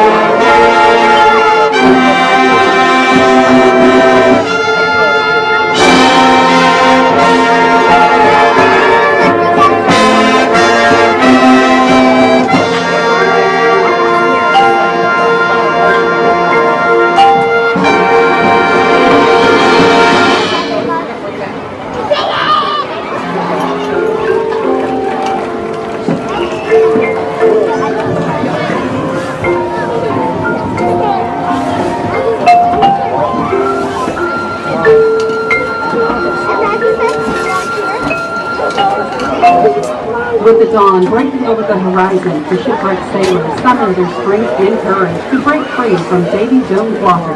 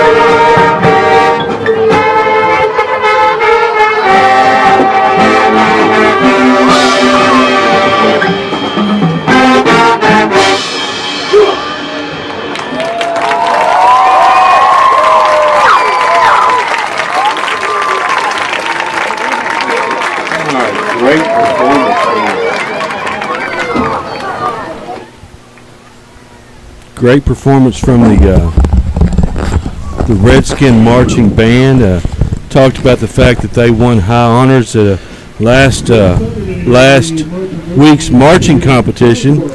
Tonight, joined in the booth here by Hall of Famer Jeff Williams. How's it feel to hear that before your name now? Man, it's a good feeling. I'm still kind of shocked though, you know. yeah. It's like, did they pick me? Right? Exactly. Exactly. So former Redskin great, former Henderson State ready. Yes, right? sir. Yeah. You coached El Dorado, Fort Smith Southside, Pea Ridge, and of course, coach of the legendary Dave Williams. Yeah. Currently AD at Siloam Springs, right? You've been doing that a couple of years. You host the Coaches in the Mouth podcast. Man, the accolades just go on and on, Jeff. State championship winning coach at Fort Smith Southside in 2006, and then, again, like we said, inducted into Arkansas Coaches Association Hall of Fame in July of this year. So, state championship win or the Hall of Fame? Oh, state championship all the way, man. All the way. What it is, it's funny because people there. Yes, we won one, but I also was there and we lost 3. So That's right. I was trying not to be Marv Levy. You know what I mean? That's exactly I was trying to right. stay away from that as much as possible. Great call back there. So I know. Did you get to speak to the team before the game? Well, today? no, I actually did. Sean Dubois, legendary guy here. Back played for my dad back in '84. He was in there, did a phenomenal job before the game. It was kind of cool. I hadn't seen him in a long time. We stay in touch, and it was just kind of cool to see him. And he just delivered a message to the team. A little history and just encouraging words, and I think that's important for kids to know, the history and the past and that part of it. But he did a phenomenal job. He's great. Evidently, he got the Redskins pretty fired up. They ready to go. Jumped out. I know you've probably watched some tape on these guys. Probably the first time you saw them live this year. That's the first time I've seen Pocahontas. It's the first time I've actually have not been back to a game here in so long because obviously I was working on Friday or something. You're kind of busy. Yeah, I think last time I was here was like 2007. That's a long time ago. So I know probably coming back, seeing Dubois, seeing some of your old teammates brings back a lot of memories. Any favorite memories from homecoming back in your day, or favorite memories from Schoonover Stadium there? There's always a great memory. It's funny you bring up home. My senior year, we're playing homecoming, and I'll never forget Kurt Smith down here on this end. We go for 2 and get beat 14-12. And it's one of those deals, and I always told our teams, there's 2 games you're always going to remember. You're going to remember your homecoming game and the last game you ever play, and that part. But no, there's so many great memories out there. Just growing up here and seeing all the great players, but also playing. There's just sitting here. I was sitting in the bleachers here in the first half. High school football in Arkansas is unbelievable, and I get to go to a lot of different places, but the community support here, and I know it's homecoming and that support of these kids. I got to drive by last night at the bonfire and the pep rally, just the support that they get, and the kids come up here wanting to be Redskins, obviously, and it's just a cool culture that we have here in Pocahontas. Yeah, when I saw that you were going to be the honorary captain tonight, and I heard about Dubois coming back to speak to the team, I know it's a cliche, but tradition never graduates, right? I mean, it's true for high school football in Pocahontas, Arkansas, for sure. So, you talked about going all over the state. I know you got the Coaches in the Mouth podcast. For you folks that haven't checked this out, Jeff, the Mouth, Brent Bender, you got Coach Fimple on there, of course, Bray Cook. When he's not coaching at Pea Ridge, he's on there with you. Have you figured out a way to make that your full-time job? Well, I'm doing the best. I'm in year 28 right now. Okay. So you know how that works. But no, we'd have a lot of fun with that and go in because we're passionate about football, obviously, and high school football, and getting the opportunity to talk to coaches and getting to watch a lot of film. Because once you get out of it, it's like you're never in it. But once you get back in, it's like you never left, and it kind of keeps those juices and probably keeps me from going back into coaching. Well, that's what I was going. What did you take out of your coaching career that you bring to the AD role now? Well, I think it's this. I think I don't do a lot of X's and O's with those people because I have a theory that if I want to coach the team, I'll go get my own, and that's what they're there for. But just trying to coach coaches, just far as they might have an issue, off the field issue, or a player, they're not getting all they can get out of it. And I don't ever say a lot. If they ask, I'll give my opinion. But I'm fortunate where I'm at. We've got great coaches just like here, and you got to let those people grow. I know that had you graduated by the time Coach Casey Chester? Well, he was actually a sophomore when I was a senior. Okay. Yeah. Matter of fact, my senior year was week 1. We played Trumann. He picked up a fumble and ran it in. I think I saw one of y'all's highlight deals. He ran it in against them back in 1991. He was a little faster back He was, then. yeah, he was real fast. That guy. If you win the 200 meters from the 8th lane, buddy, at the state meet, you're real fast. You know, I had I posted that the 92 homecoming clip last night on our Facebook page and saw Casey Corning had busted loose for a long touchdown, and Casey saved it. You know, and he was scooting. I don't know if you saw. You know, he walked his daughter out. His daughter won homecoming queen, and he gets in a suit, and then we got a shot of him as soon as he ended the ceremony. He was booking for the locker room to get. The old school NFL coaches used to coach a suit and tie. You know.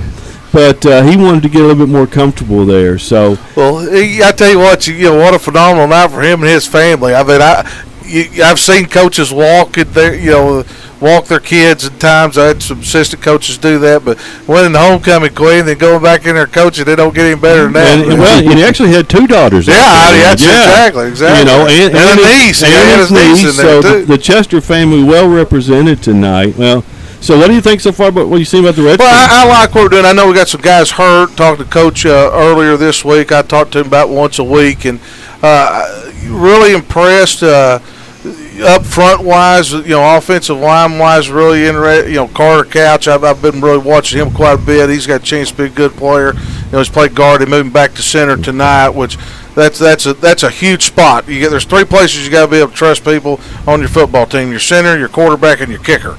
And though that's a big deal, and bringing him back. But I like where the Redskins did. I think this league is really kind of a 3-team race outside looking in. And big game tonight, obviously at Southside and Highland. I think it was 7-7 right before the half. And the last update I had was Southside was up 14-7. 14-7. Yeah. So I mean that thing could go either way. But we were talking in there. I was talking to Coach earlier. 4A right now across the state is as wide open as it probably has been in my lifetime. There's no private school in there.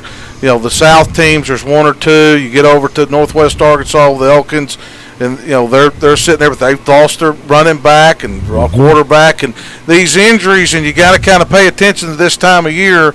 Who's still healthy, who still wants to practice, are the ones that move on. And so the Redskins can get a big victory here and finish this thing out. They're going to get a pretty good seed, obviously, and they got a chance to go a long ways in the playoffs. And it's all about matchups. I listened to your preview show for this week, and y'all picked the Southside Highland game, and I know you can't. You said you couldn't pick Highland. I just couldn't do it. It was just kind of a personal thing here, guys. But honestly, I'm kind of rooting for Highland. Yeah, I know where you are. But you talk about Elkins' big game with Perry Grove tonight. Uncle Bo down at Warren is tough non-conference. Talk about injuries. Yeah, man. He's dealt with. They're on their 7th quarterback, I think. Those of course Arkadelphia is being Arkadelphia again. And the one you better watch out for is Malvern. And he's John Fogelman, who I worked with in El Dorado, been a long-time head coach at Catholic and been at Malvern before. Nobody's saying anything about them. They're sitting there winning in that league. But I think, like you named it, Mike, the 4A is as wide open as it's been, and who can stay healthy and who wants to keep practicing, getting better. And that is for sure. And you look at, we faced, of course, lost a heartbreaker in the first round last year. DeWitt, I think they've got some talent. They can definitely run the ball. I know they got tripped up against Warren, it is wide open. And that if you hate to look ahead, but that bottom half of that bracket could be very loaded. Yes. You may want to stay in the top half. We looked at one of the latest projections. If Pocahontas finished 4th in the conference, maybe a matchup with Clinton at home, and then you got to go to Mills, and that's the team that nobody else is talking about them either. And I think Darryl told us this way. I think they were giving up like 6 points a game. Yeah. Very athletic. Cortez Lee was there. He used to be at Dalloway for a while. And was at Watson Chapel. He's going over there, and they dropped from 5A, and they had a good team last year. Really good football team, and they're scary. And that's what we saw with Southside last year. They had started making strides in 5A. They dropped down to 4A, and of course they made a pretty good little run. So anyway, we'll see what we got, man. I don't think I'm glad we're getting this blowout right. Yeah, I'm hoping that we keep this up. Yeah. You know, last week we scored all of our points in the first 16 minutes against Cave City. Got a bunch of the backups in, and so anyway. But yeah, now you're not one of the class reunions tonight? No, right? I don't think so. No, all no, right. sir. All right. Well, I know. Hopefully, y'all had nobody informed. Nobody. Well, they may not have invited you. That's possible. That's a great possibility. That's a great possibility. Yeah. Anyway, it looks like the teams are about out. And do you want to stay up here? We'll do some commentary. We'll do a little bit. Okay, well, come on in. Come on in. So Redskins going to kick off to open the second half. And it looks like have Nunn Kelly back out there. So, and you may have known Jeff. So number 10, Brendan Arnold. You know, he was the kicker starting the year.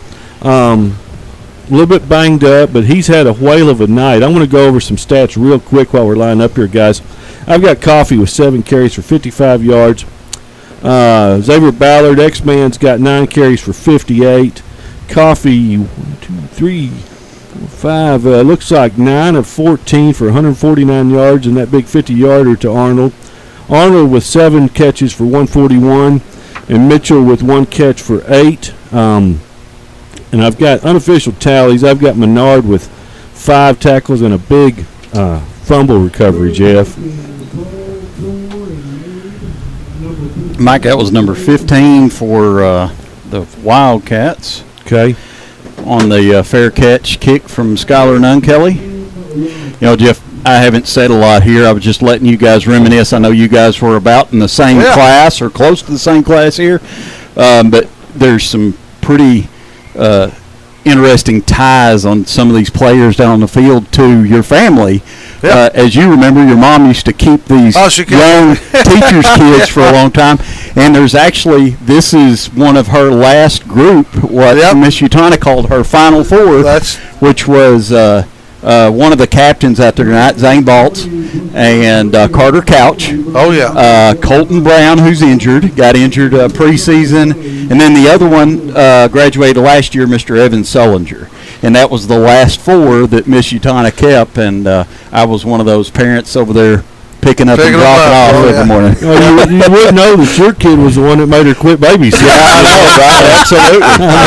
right? Absolutely. But they all knew, those boys all knew Coach very well, and they would always come home telling me something new that they learned from Coach after he came home from work that night. So it looks like Trumann picking up where they left off with another false start. Yep. That's going to be 10. I got them for 10 penalties for 80 yards now. They've got almost as much penalty yardage as they do. It kind of looks like, you know, they're coming out here in the second half, kind of, you know, the double slot. We're going to run true triple option here. I don't know if they're trying to shorten it or not. They had a pretty good little scheme going on in the first half, I thought. I thought when they started mixing in that the counter, they were picking up some good yardage there. He's going under center for the first time. Straight handoff. He's got some good yardage. He's going to rumble forward. So Trumann not going down without a fight. That's going to be almost a 20-yard pickup. Yeah. DJ Coffee and Mason Priest had to grab him there from the Coffee from his deep safety position, had to tackle him. I tell you what, there's not a defense coordinator in the world when somebody comes out in that stuff now, they're scared to death of, because they don't see it's hard to practice. You don't get the speed with it. And Coach Chester does a really good job against wing T and things like this. He was used to seeing that from his playing days. Yeah, that's exactly right. You know, and Jeff, we lost that heartbreaker. Had the ball on the 1 yard line. Shotgun snap went off an up man's leg. And I think they started practicing snaps under center that night. So. I got tickled. I think they ended the warm-up tonight with a quarterback sneak. Yeah. Underneath center. Yeah, just in case, that's for sure. That's going to be another penalty on. Yeah, illegal motion there. Back them up 1st and 14. Pitch out, and we're going to blow the play dead again. 10:33 here in the third quarter. Skins lead 32-0. You know, Jeff, we're playing hurt again tonight. We've just like the football team, the broadcast team's got injuries, and we're filling in. Hadn't even mentioned we got Clyde the Glide Hackworth running camera for us tonight. Derek Phelps helping out with the homecoming festivities, and so we just plug and play. Yeah, Jeff, I understand. You gotta do what you do every now and then. We just we play hurt, and we try to get the best product out there we can.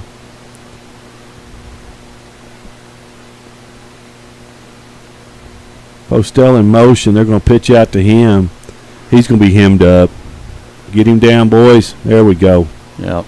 Good job by Austin George. He fought off that block, made that tackle. That's just pure hustle right there. That's going to back him up second and, good Lord, I can't count that high. Second and 26. Still on the Redskins side of the field at the Redskin 46. Got Arnold coming back in here. We're going to put an extra DB in, bring out a lineman. Let's see if he takes a snap under center and drops back. I bet he hadn't done that too many times.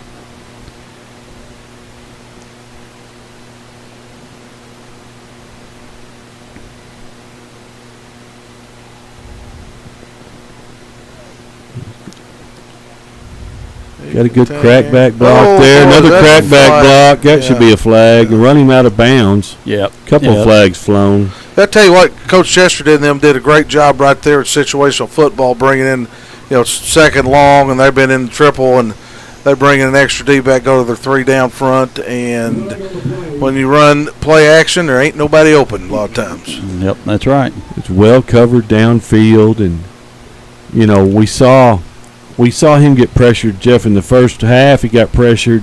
Had a couple of our defenders overrun the play. Man, they are going to be. It's second Walnut Ridge, Mike. Second Walnut. Yeah, it is second Walnut Ridge. They're backed up to the polar freeze. Walnut Ridge at Rivercrest tonight. I hadn't seen a score on that one lately. That's a big one. It was 13-7, I believe, at half. Okay. I'll pull up again here in just a little bit. See if I can find some more scores here. He's going to get on a toss. He's going to find some running room. Wrap him up. There we go. Arnold bulldogs him to the ground. They're going to get a good game, but it's still going to be third down and about 23, I believe. Move the ball back into Skins territory. So, Jeff, you're down 32-0 at halftime. What are you telling your team? That's always a great conversation. You don't want to be there, but what you got to go out and try to improve. It becomes. I hate to say it, a little bit of the individual thing, but you got to challenge each individual to go out and improve and keep playing and execute what you're doing, because obviously this one's out of reach, but you're practicing. They're probably trying to get in the playoffs somewhere, got some games, and they've got to get better. So that was about a 20-yard run by Postel. He hadn't slowed down, but it's going to be coming back with another flag. Yeah, DJ Coffey had to make another tackle there. So the third quarter score, Rivercrest 21, Walnut Ridge 8. Okay. That Rivercrest team, we talked about the 4A, Jeff. Yeah, that 3A is a hairball. That league is loaded. I've seen Newport, Rivercrest, and Osceola. Those guys are unbelievable. Walnut Ridge got a good team. Hoxie's, Sears does a good job. It's loaded. Hoxie's, the transfer portal's dried up a little bit this year, but they're going to get back in there. That's a tough league. Yeah, tough league, and you may see. You could see them, two teams in that league being the finals. Prescott's pretty good, obviously, but this old boy here, he's stumbling, bumbling. Trumann is still picked up a first down. Man, that's Wisnett there, number 6. Picked up about 25, 27 yards. They're getting in bunches right now. Yeah, they made it to the polar freeze, Mike. Got a first down. They did. They filled up with a barbecue sandwich and get on their way. 7:23 to go, 7:22. Redskins still lead 32-0. Trumann threatening here. Got the ball inside the Redskin red zone.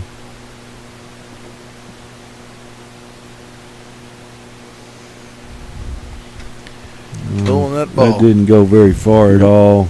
That Thompson in on that tackle there. Yeah, number 53. That's Converse Warren. Converse Warren. Yeah. Converse Warren had a hold of him and he didn't let go. To bring up 2nd and 8.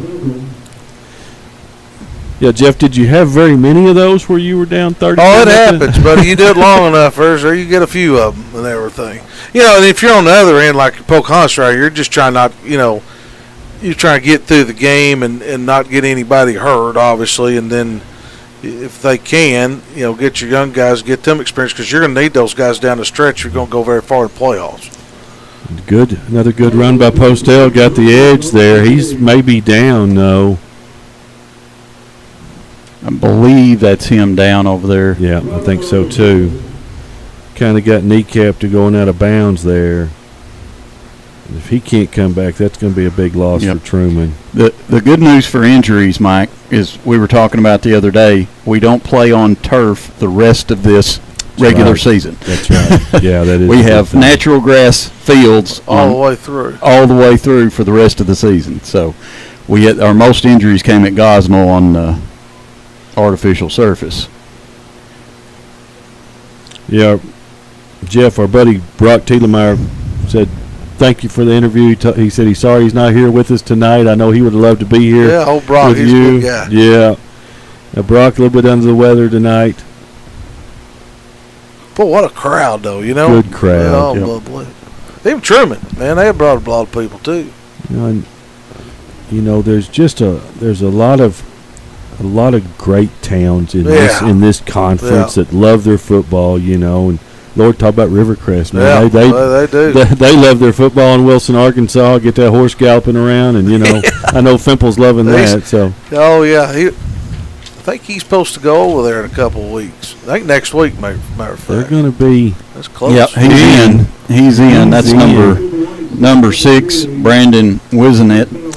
So, like I say, I brought really good luck up here at the booth. I've been up here and they finally scored the first touchdown. Well, I wasn't going to blame it on you, but Trumann doesn't have any quit in him right now, and that's, you talked about what is the coach that's up 32-0 say, and it's like, you got to stay after it. You got to play, man. So 2 points going to be good. That's going to cut the Pocahontas lead a little bit, 32-8, 6:06 left to go in the third. Yeah, you're going to have an unsportsmanlike on Trumann there. They took a cheap shot, looks like, on Coffee. Okay.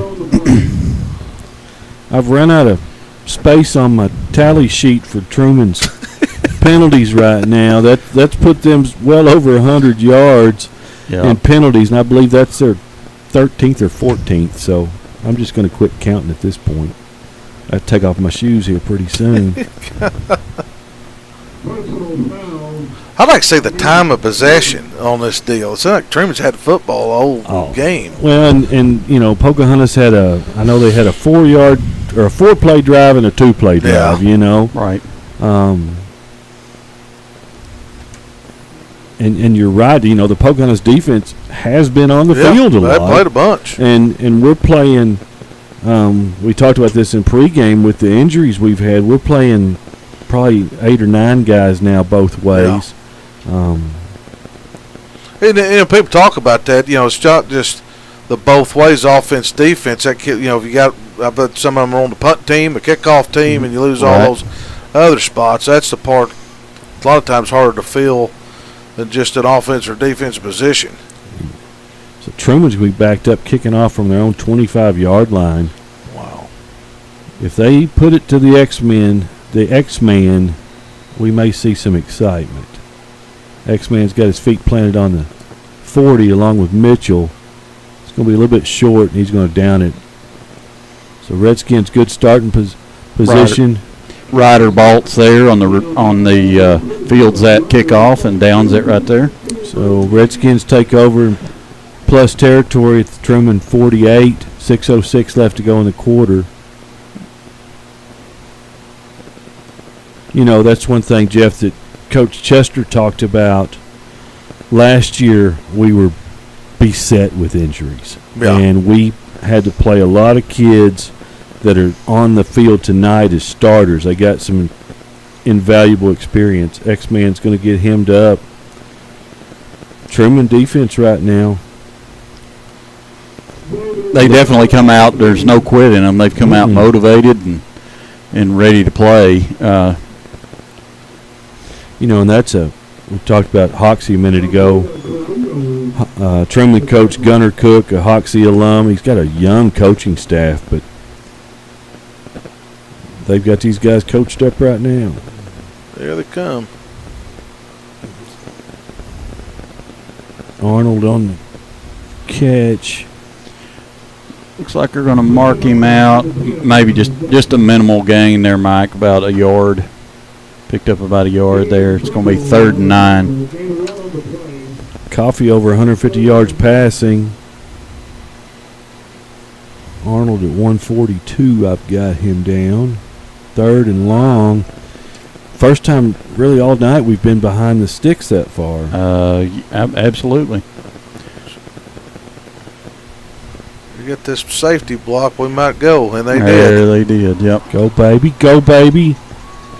Coffee's going to pick up over 25. Yeah, there's going to be a unsportsmanlike on the end of that, too. Yeah, they tagged him at the end. They took another. So we're going to pick up another Barton's first down. Yep. We want to thank GTS Physical Therapy for sponsoring our halftime show. GTS Physical Therapy is located at 2520 Thomasville Street in Pocahontas. Their occupational and physical therapists are highly trained professionals who offer specialized treatments for any pain, injury, or discomfort you may be feeling, and they provide thorough evaluations that result in long-term pain relief, healing, and injury prevention. And hopefully we're not going to have any injuries here for the Redskins tonight. Yeah, it's 1st and goal after they mark it off half the distance to the goal line there, Mike. Gain of 2. Yep, good little spin move by X-Man there to keep from getting bottled up in the backfield.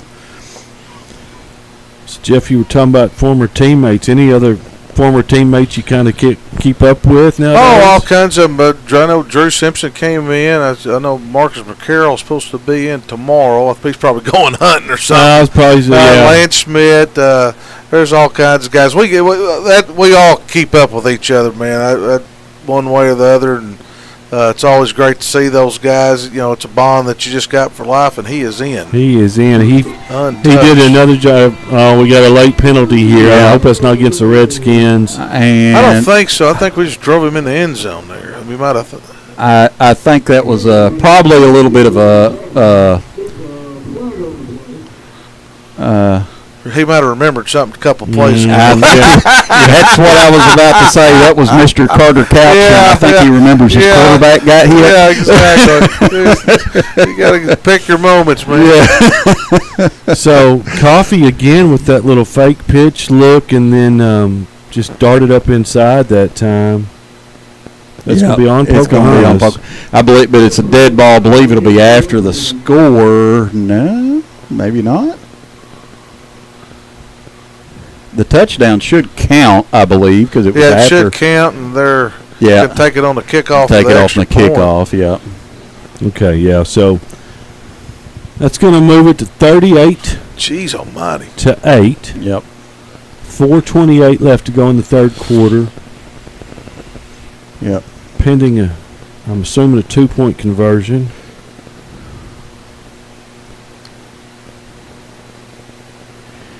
Carter's a very mild-mannered young man, but he can get after it. He can get after it for sure. Coffee's found an open man, picked off in the end zone. He's going to run it out to the 3. So 2-point conversion, no good. 38-8, 4:28 left to go in the third.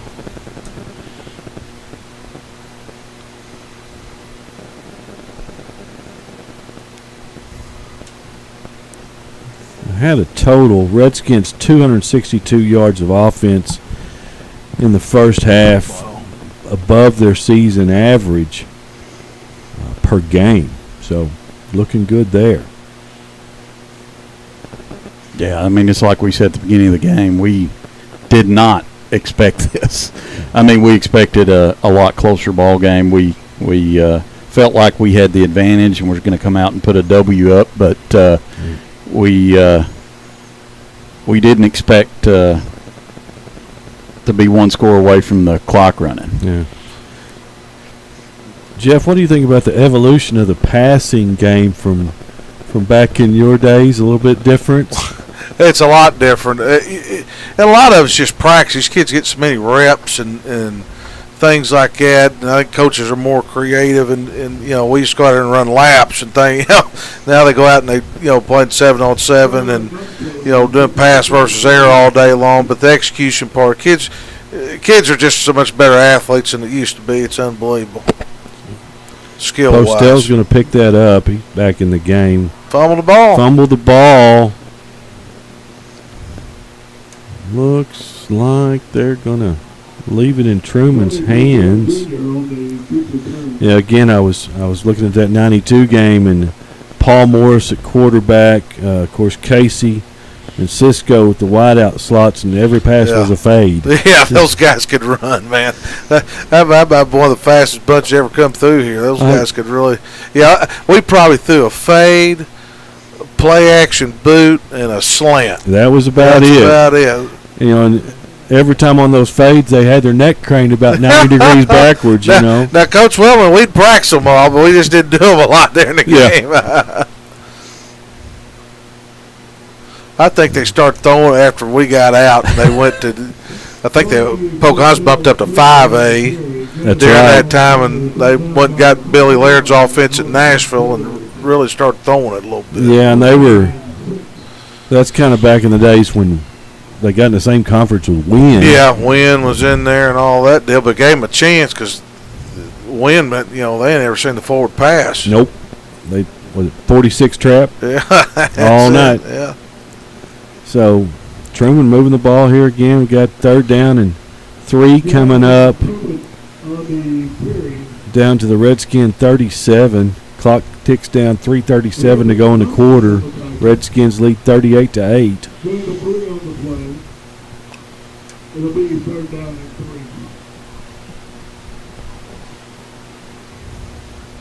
3. Staying under center.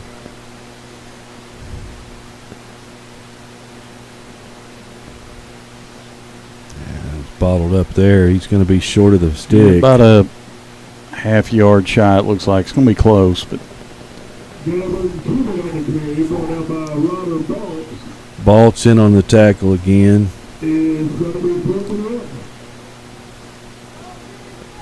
Big 4th down here.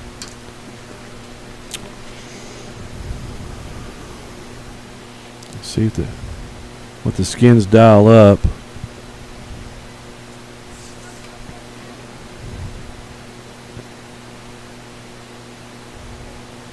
Wow. Didn't make Wrap him up. He's done. Yep.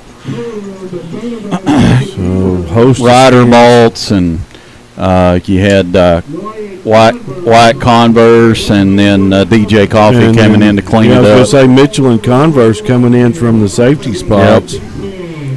So Redskins pick up a 1st down here. The turnover on downs. Redskins have the ball at their own 36. Yeah, one of the things, Jeff, we were talking about in the first half, we mentioned the Redskins offensive line. Those guys, their average GPA is about 4.0. Yeah. And that usually doesn't hurt anything. Yeah, no, it does. Those guys, you got to be smart. I mean, you got to understand, boy, that's a good run. Get up. There's X-Man. There you go. X-Man delivering punishment on the end of that run. That's going to pick up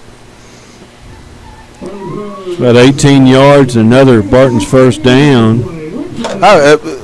Pocahontas' offensive line's been very, very impressive tonight. Very impressive. Well, and we're down, 3 starters from the first of the year? Yes. We've had guys been next man up, and they've come in, and I mean, some of these guys never played offensive line before. That's right. And they've come in and filled in those guard positions and just done a phenomenal job.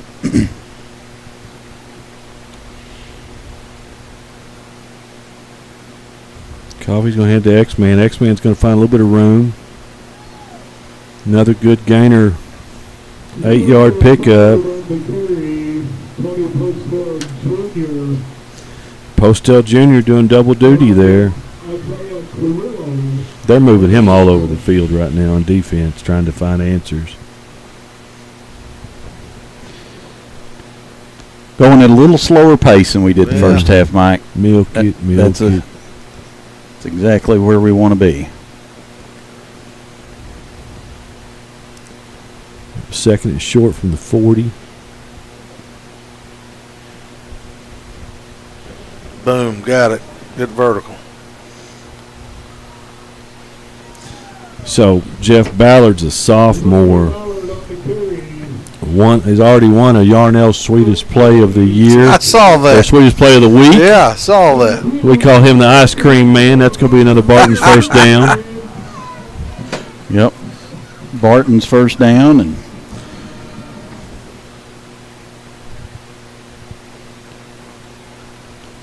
you know, Mike, coming up at the end of the game, we've also got our post-game sponsor, Riverside Kubota, along with we'll have our Rancho Bravo Defensive Player of the Game and our Don Steakhouse Offensive Player of the Game.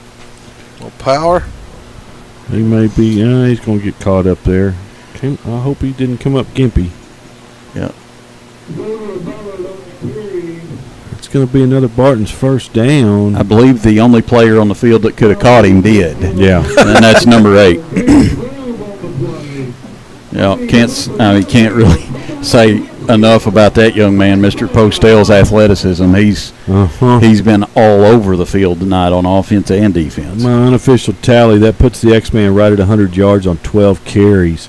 Every time the X-Man's gone over 100 this year, we win.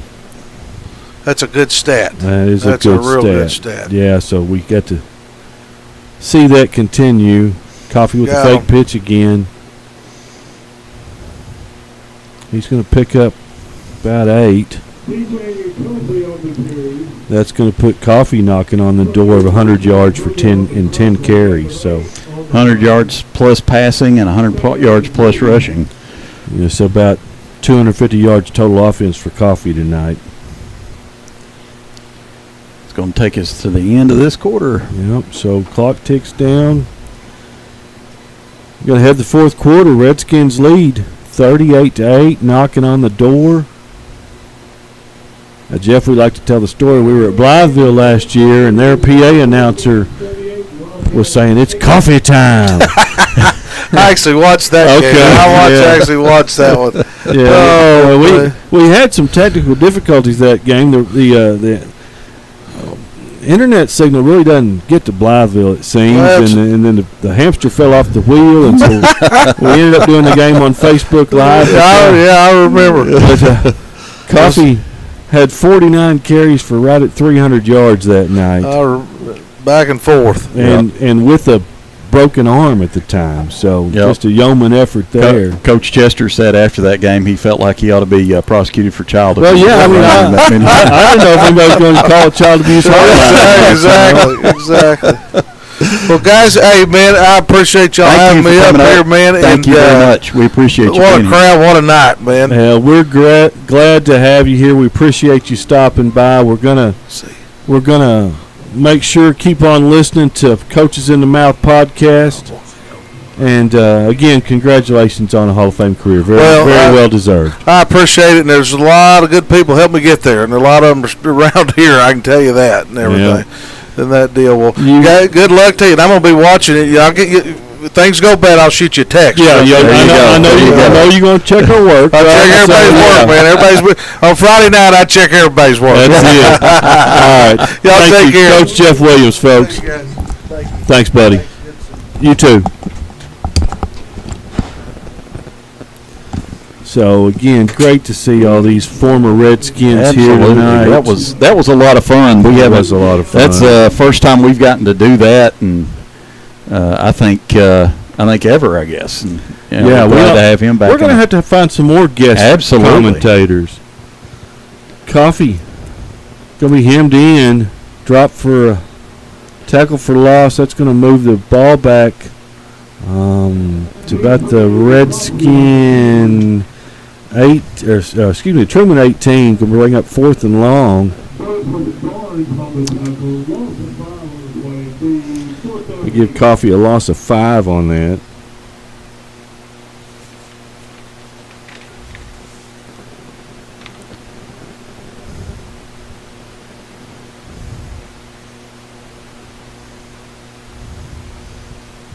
Roll out downfield. Got a man in the I corner. believe he caught that football, and that's going to be a first down.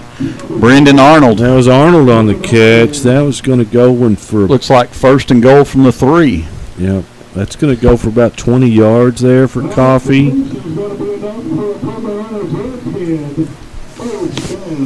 Got that. X-Man's in there. Pounded in from 3 yards out. Yep. That's going to add on to the Redskin lead. And now, Mike, we need to make. The clock will be running. Yeah. Up 36. 2-point conversion to come. Coffee on a fade pattern. Throws it up there. Good coverage. Man, can't say enough about Arnold, what impact he's had coming back tonight. When we saw him out in warm-ups tonight, we got excited that he was back. We most certainly did. I mean, it's just, great comments about, from Coach Jeff Williams up here about, just some of the things that he's seen. It's nice to get that perspective from somebody with that much football IQ. I was going to say, his football IQ is way higher than mine. Mine as well. Mine as well. He sees things that we don't see, and just good to have him up here. So Redskins lead 44-8, 10:41 to go. Should have a running clock. Yeah, as soon as we kick this ball, it should be running and not stop. See if Corning. Same colors. Same colors. We'll see if Trumann decides to pull their starters. Pooch kick by Nunn Kelly. That's on the ground. He covered it Looks up like there. Trumann falls on it.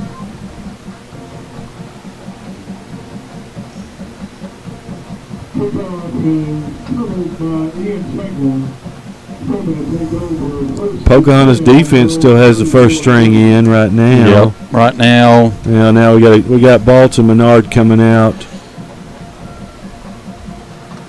So yeah, we're going to start substitutions here. Yep. So we've got for the Redskins, we got number 30 Jackson Toney in the game. Okay. And we've got Carter Couch is going to come out. Mason Priest still in there. Or I'm sorry, Mason Burgess still in there. Excuse me, I had a Mason. He's going to go maybe. See if he can drug down. Dug down by Mason Priest. Good hustle from Priest. That was. Yep.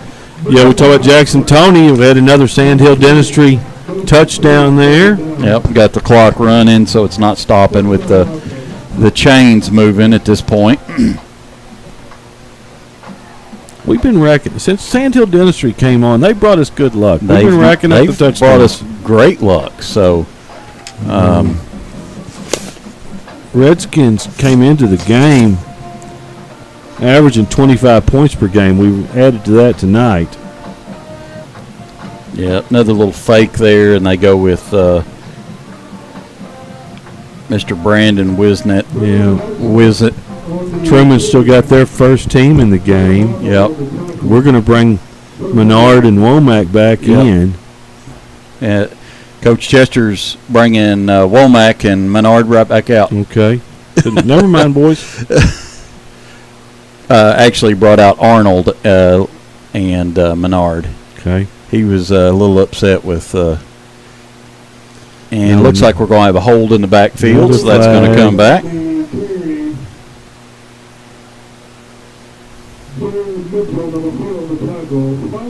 Again, unofficial tally. I think that's about the 15th penalty on Truman tonight. They have not helped their cause at all.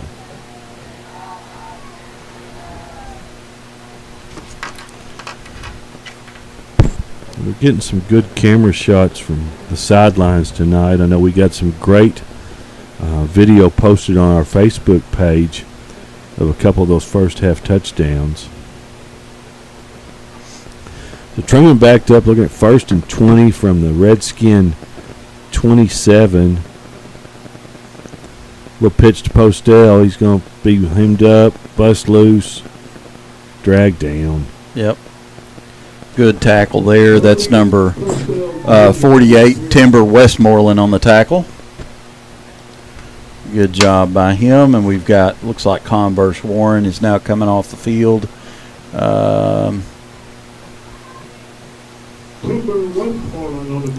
Clock ticks down. Got, 8 minutes to go, Aaron.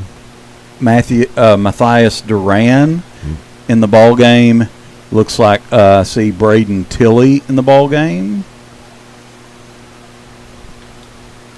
Hurdles a tackler. I'm sorry, that's Devin Hensley. Devin Hensley. Tilley is number 2. Hensley's 22.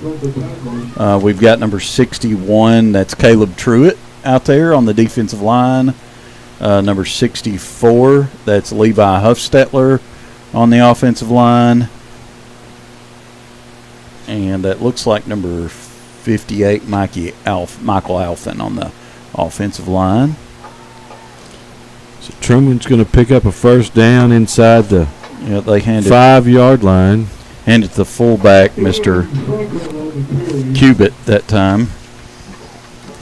See Noah Dilday, number 50, in the ball game for the Skins right now. Trumann first and goal at the 4. Pitch out to Postell. He's going to get a corner. He's going to walk in. 6:48 mark. Going to move the score to 44-14.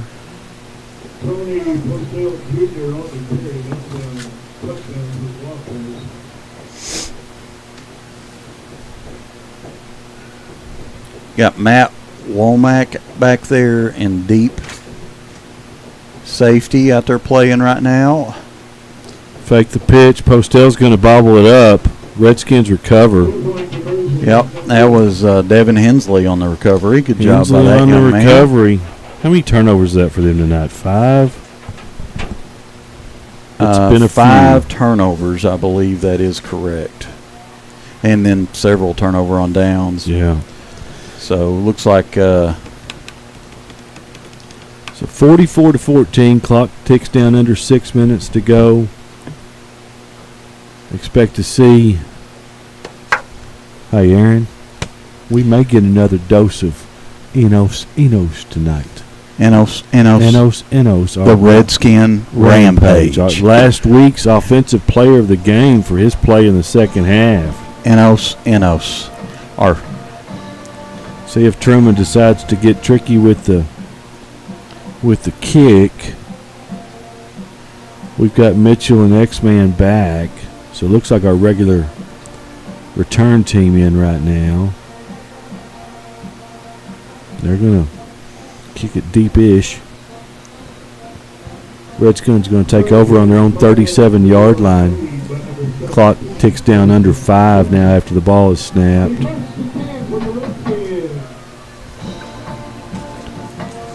So I've still got Southside 14, Highland 7, unless you've got a different score, Mike. That's just what I can pick up online right now.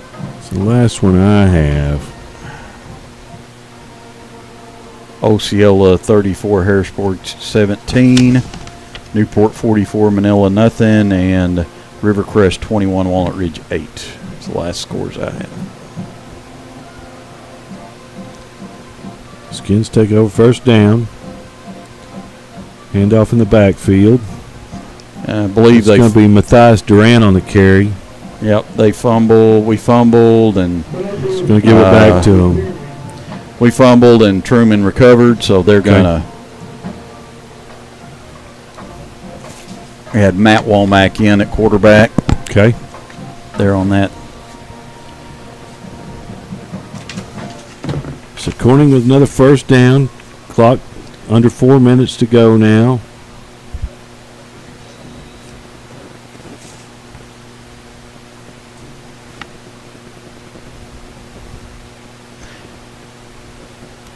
Redskins second team defense in the game.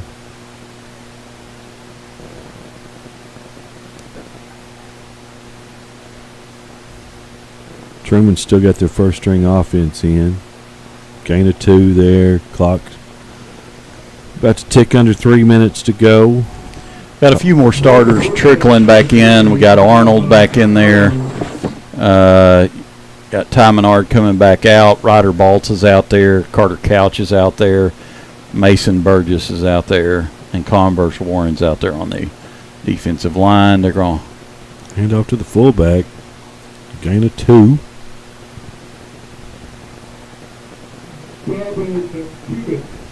Cubitt on the carry there. Yeah, they've been moderately successful with that play in the second half, given to the fullback. Redskins emptying the bench right now. Number 76, junior Frank McCurry in the ball game. Postel's going to break loose, and then Arnold drags him down. Yeah, Arnold, and then number 48, Timber Westmoreland over there. Okay. And then, good to see Mr. McCurry out there getting some PT. Mm-hmm. Trumann facing 4th and 2. Ball on the Redskin 23. They're going to blow I thought they were blowing the play dead. They're going to pick up a first down.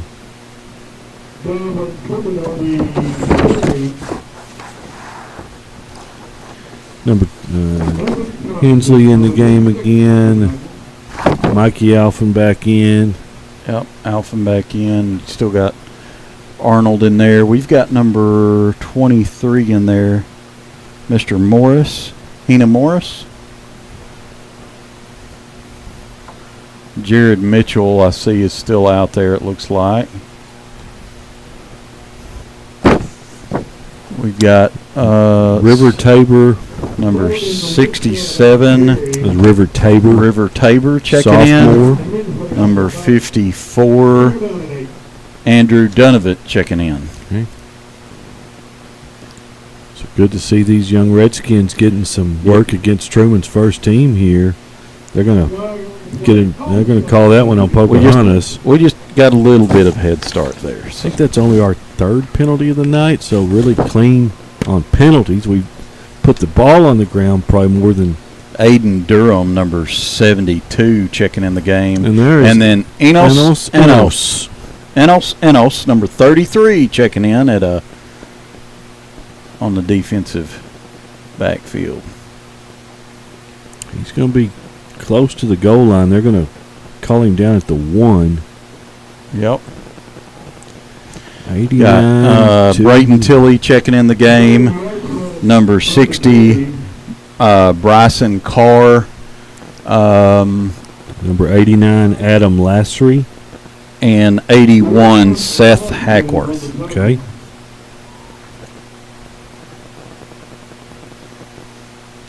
Trumann's going to punch it in. And now there's another flag thrown late.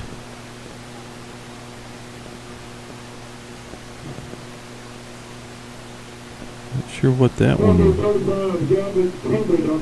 Yeah, I think that was illegal subs. I think we had 12 guys out there. All right, so we're trying to get our guys in and out. Yeah, we're trying to get them in and out. Devin Hensley was supposed to come out, and he stayed on. And, we knew we could have a better chance of stopping them with 12. Yeah. No, we were just being aggressive. So 44-20. Clock ticks down to 22 seconds left to go, I believe. Or is that 2:21?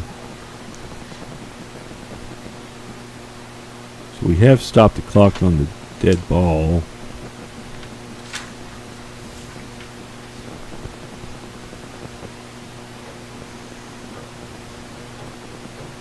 So he's going to punch it in for 2 points. Yep. So make the score 44-22. Trumann with these late scores made the scoreboard look a little bit more respectable, but just a dominant performance by the Redskins. Absolutely. Tonight. Yeah, so the clock's going to tick down. We're not going to have a kickoff. So the Redskins going to take this one 44-22. Skins run their record to 4-3, 3-1 in conference. Trumann's going to fall to 2-5, 1-3 in conference, Aaron. Yep, good dominant win here by the Skins tonight. Exactly what they wanted on homecoming. We're going to take just a short break here. We'll be back with the Riverside Kubota postgame show. Matt and his team at Riverside Kubota are committed to putting the customer first. It's that commitment that has led them to provide residents all over the Pocahontas area with tough, durable equipment and outstanding services.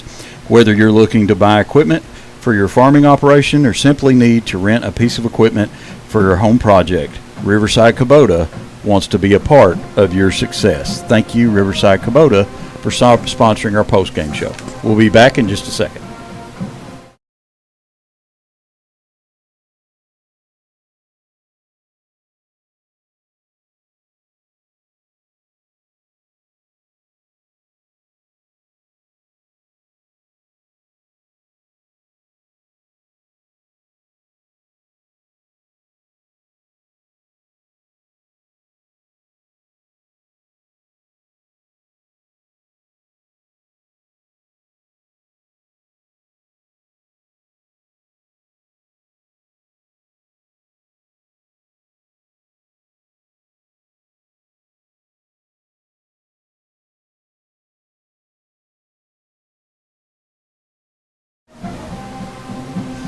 All right, post-game show here.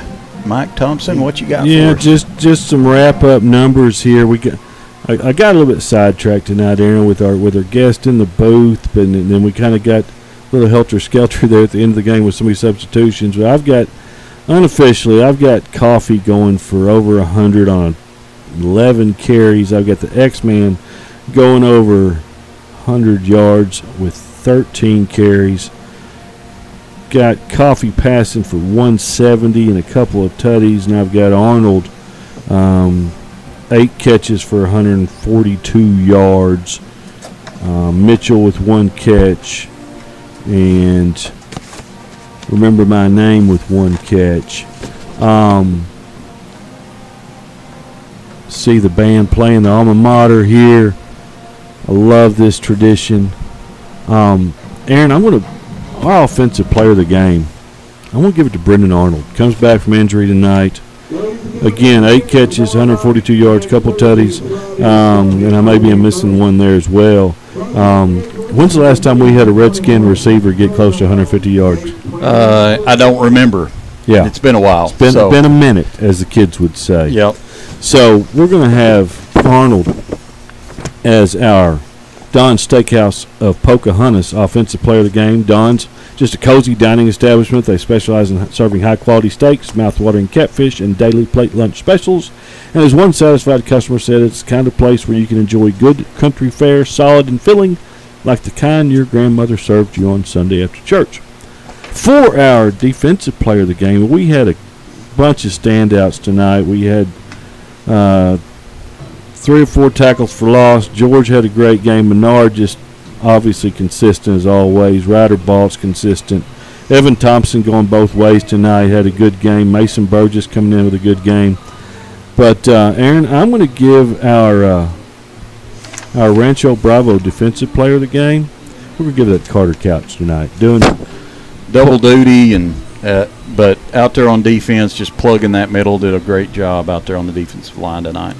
We want to thank all of our sponsors, Balt Chevrolet, Barton's of Pocahontas, Sandhill Dentistry. I know I missed a couple of touchdowns with Sandhill Dentistry tonight just because we were scoring so fast and furious there in that first half. Riverside Kubota, our post-game sponsor, and Rancho Bravo, our defensive player of the game, and Don's Steakhouse of Pocahontas, our offensive player of the game. Is again, Skins move above 500, 4-3. Do we have any updates before we get off here on the other scores? I haven't gotten any more updates yet, Mike, so it looks like we're still got the same information. Let me double check real quick. The last score we had, again, we're kind of watching that Southside Highland game pretty close. Last score we had on that was Southside was up 14-7. I've got a Blytheville Gosnell score in the third quarter, Blytheville 22, Gosnell 20. So, we're getting to that time of year, Aaron, where we start looking at where we're going to finish in the conference, who we need to beat, who needs to lose, where we're going to end up in the playoffs. Man, can you believe we've only got 3 games left in the regular season? left, 1 home game left, 2 away games, and next time we're here 2 weeks from now, it'll be senior night, Mike. I know, it just flies by. Be senior night. Next week we'll be in Jonesboro at Westside, and be bringing the game from there next week. Blytheville at home, and then we finish up on the road at Highland, and I've got a feeling that may be a determined conference seeding game. So that's going to do it for us tonight. Again, we want to thank our guest, Coach Jeff Williams. Really enjoyed having him up here. For Aaron Baltz, for Dane Dillon, and for our guest cameraman, Clyde the Glide Hackworth, is Mike Thompson signing off. We'll see you next week from Westside.